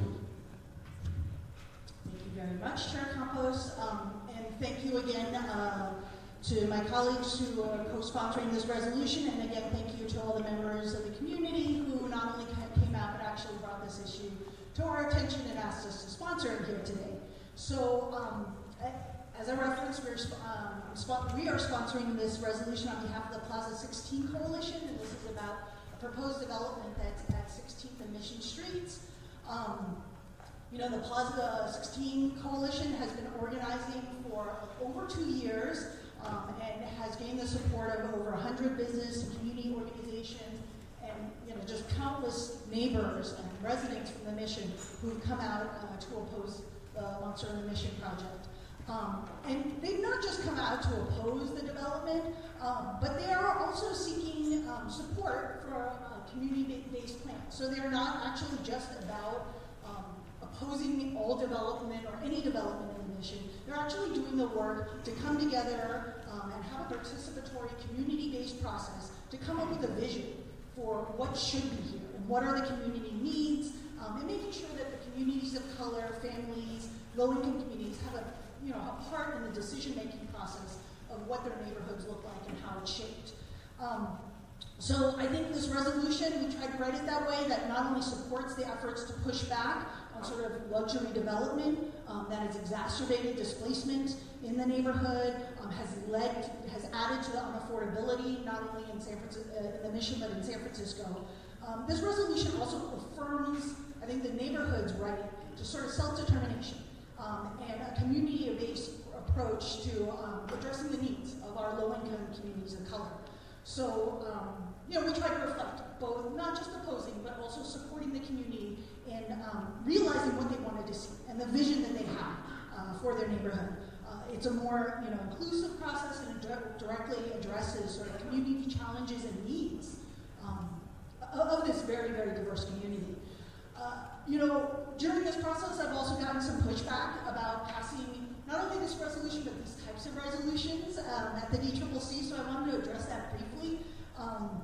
There's been a lot of criticism that we should be focusing on sort of growing party registration and flipping red states blue, which are definitely two big priorities that we've talked about and that we're doing work towards.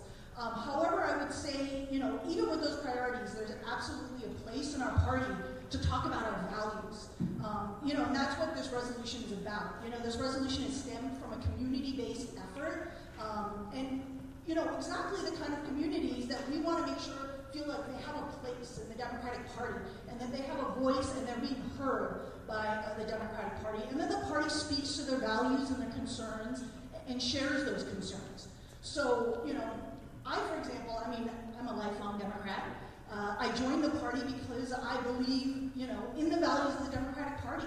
The Democratic Party believes in a government that's supposed to stand for things. A government that uplifts those who have the most need in our community. A government that's, stands, especially in San Francisco, where we have such sharp contrast between sort of the very wealthy and those that are most in need. Government is supposed to be a voice. It's supposed to be a voice for our seniors. It's supposed to be a voice for our families. It's supposed to be a voice for our marginalized, our underrepresented. Government is supposed to provide that measure of equity that really helps everyone in our community thrive and survive. I have always felt that is, the Democratic Party that I joined. And that's the Democratic Party. I believe in those are the values that I hold as a Democrat. And I frankly think that it's very much in line for our party to talk about those values. When we talk about those values, that's how we, reach the hearts and minds of people, and that's how we bring people into the Democratic Party.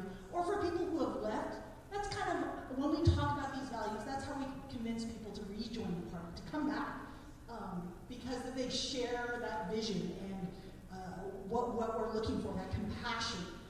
And so I absolutely feel like resolutions like this are very important so that people can actually feel like the party, they can identify with the party, that we're not, sitting in some room with nobody. And I think we saw that today. We saw that with the turnout of folks here that came to talk about this resolution, to talk about how they wanted and what they wanted to see in their neighborhoods. So I hope to have you guys' support today on this resolution, and I'm happy to pass it on to other folks around.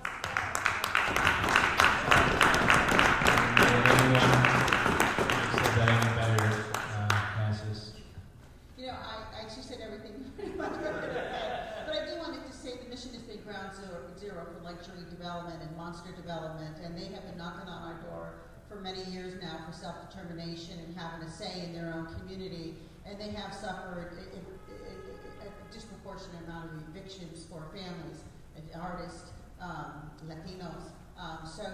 This is something that, it's a resolution that we should support and lend them our credibility in terms of moving forward and getting justice for that community.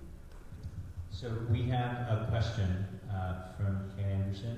We have a mic over there from Proxy for Fiona. Thanks. So I was looking at the Marvel design.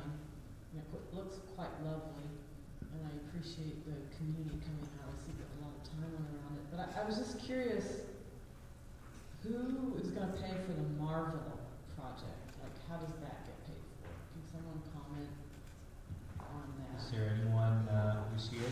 Probably be careful.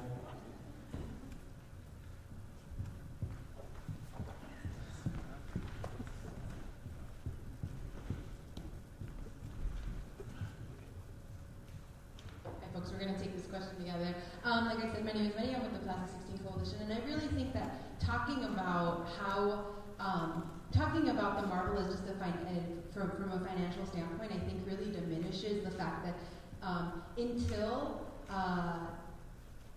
most proposals don't have all of the funding. Maximus doesn't have all of the funding for their proposal either, right? And so it's important for us to recognize that there needs to be space for working class communities of color to be able to say, this is what we want, and let us have the space and the time and the site to be able to make it happen, right? So bringing the issue of the Marvel to just a financial one, knowing that housing development, the funds come from so many different places, and no, we don't have all of the funding set up right now, but neither does Maximus, and they don't have the proposal either. So I think it's important for our allies and folks who represent the democratic values of our city to really give our community the space and time that we need to be able to make this incredible vision a reality. I actually don't have much to add. I can say that in my other capacity, although I'm not here speaking from that, I work for an affordable housing developer. I work for Mission Housing. I do know that process-wise, we are ready to talk to our asset managers and our project managers to talk about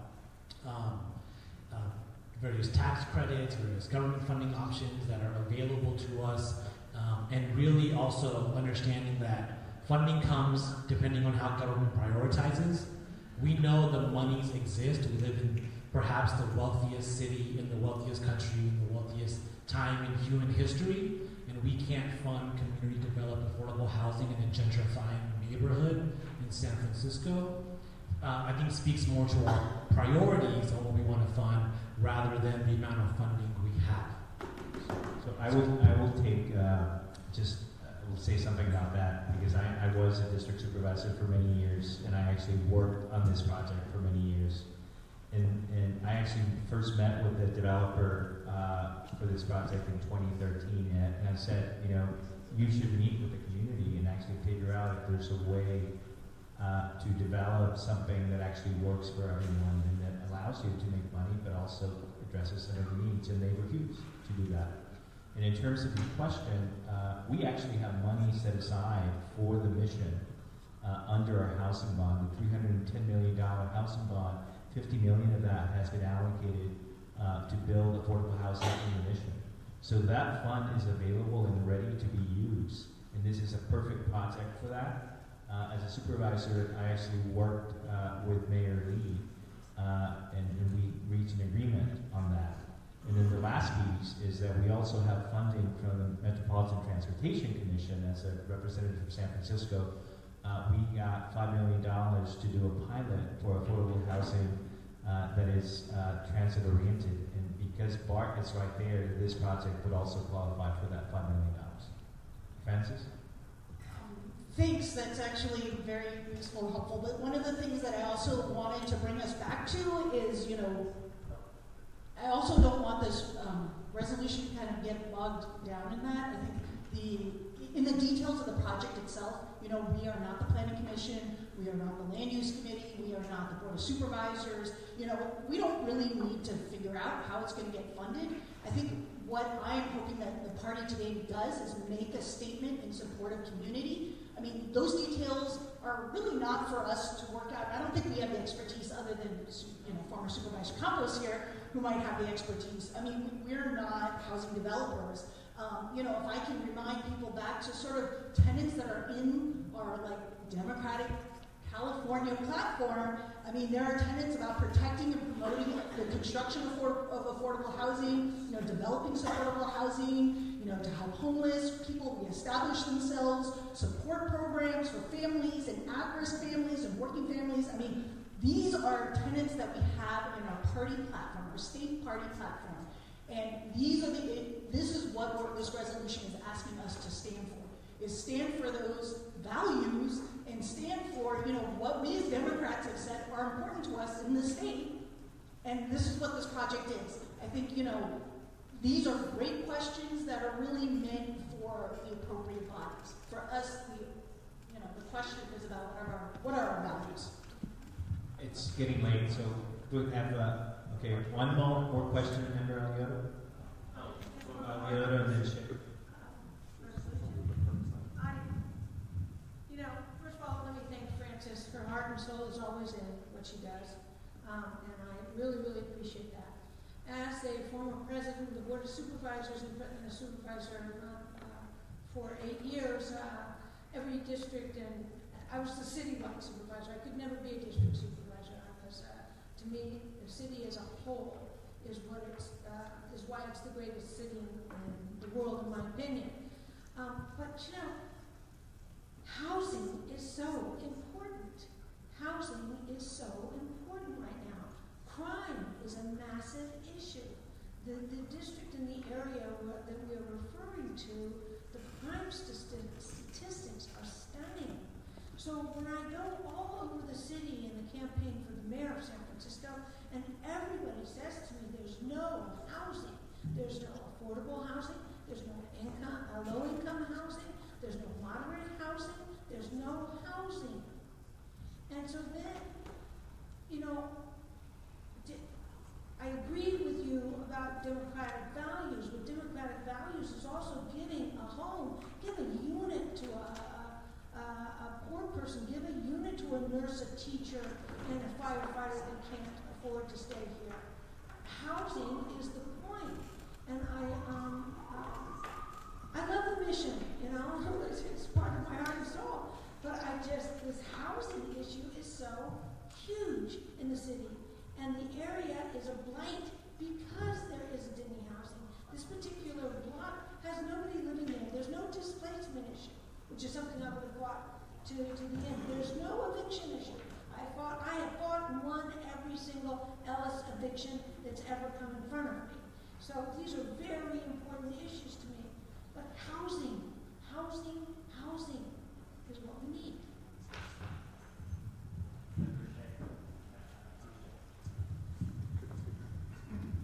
Thank you, Chair.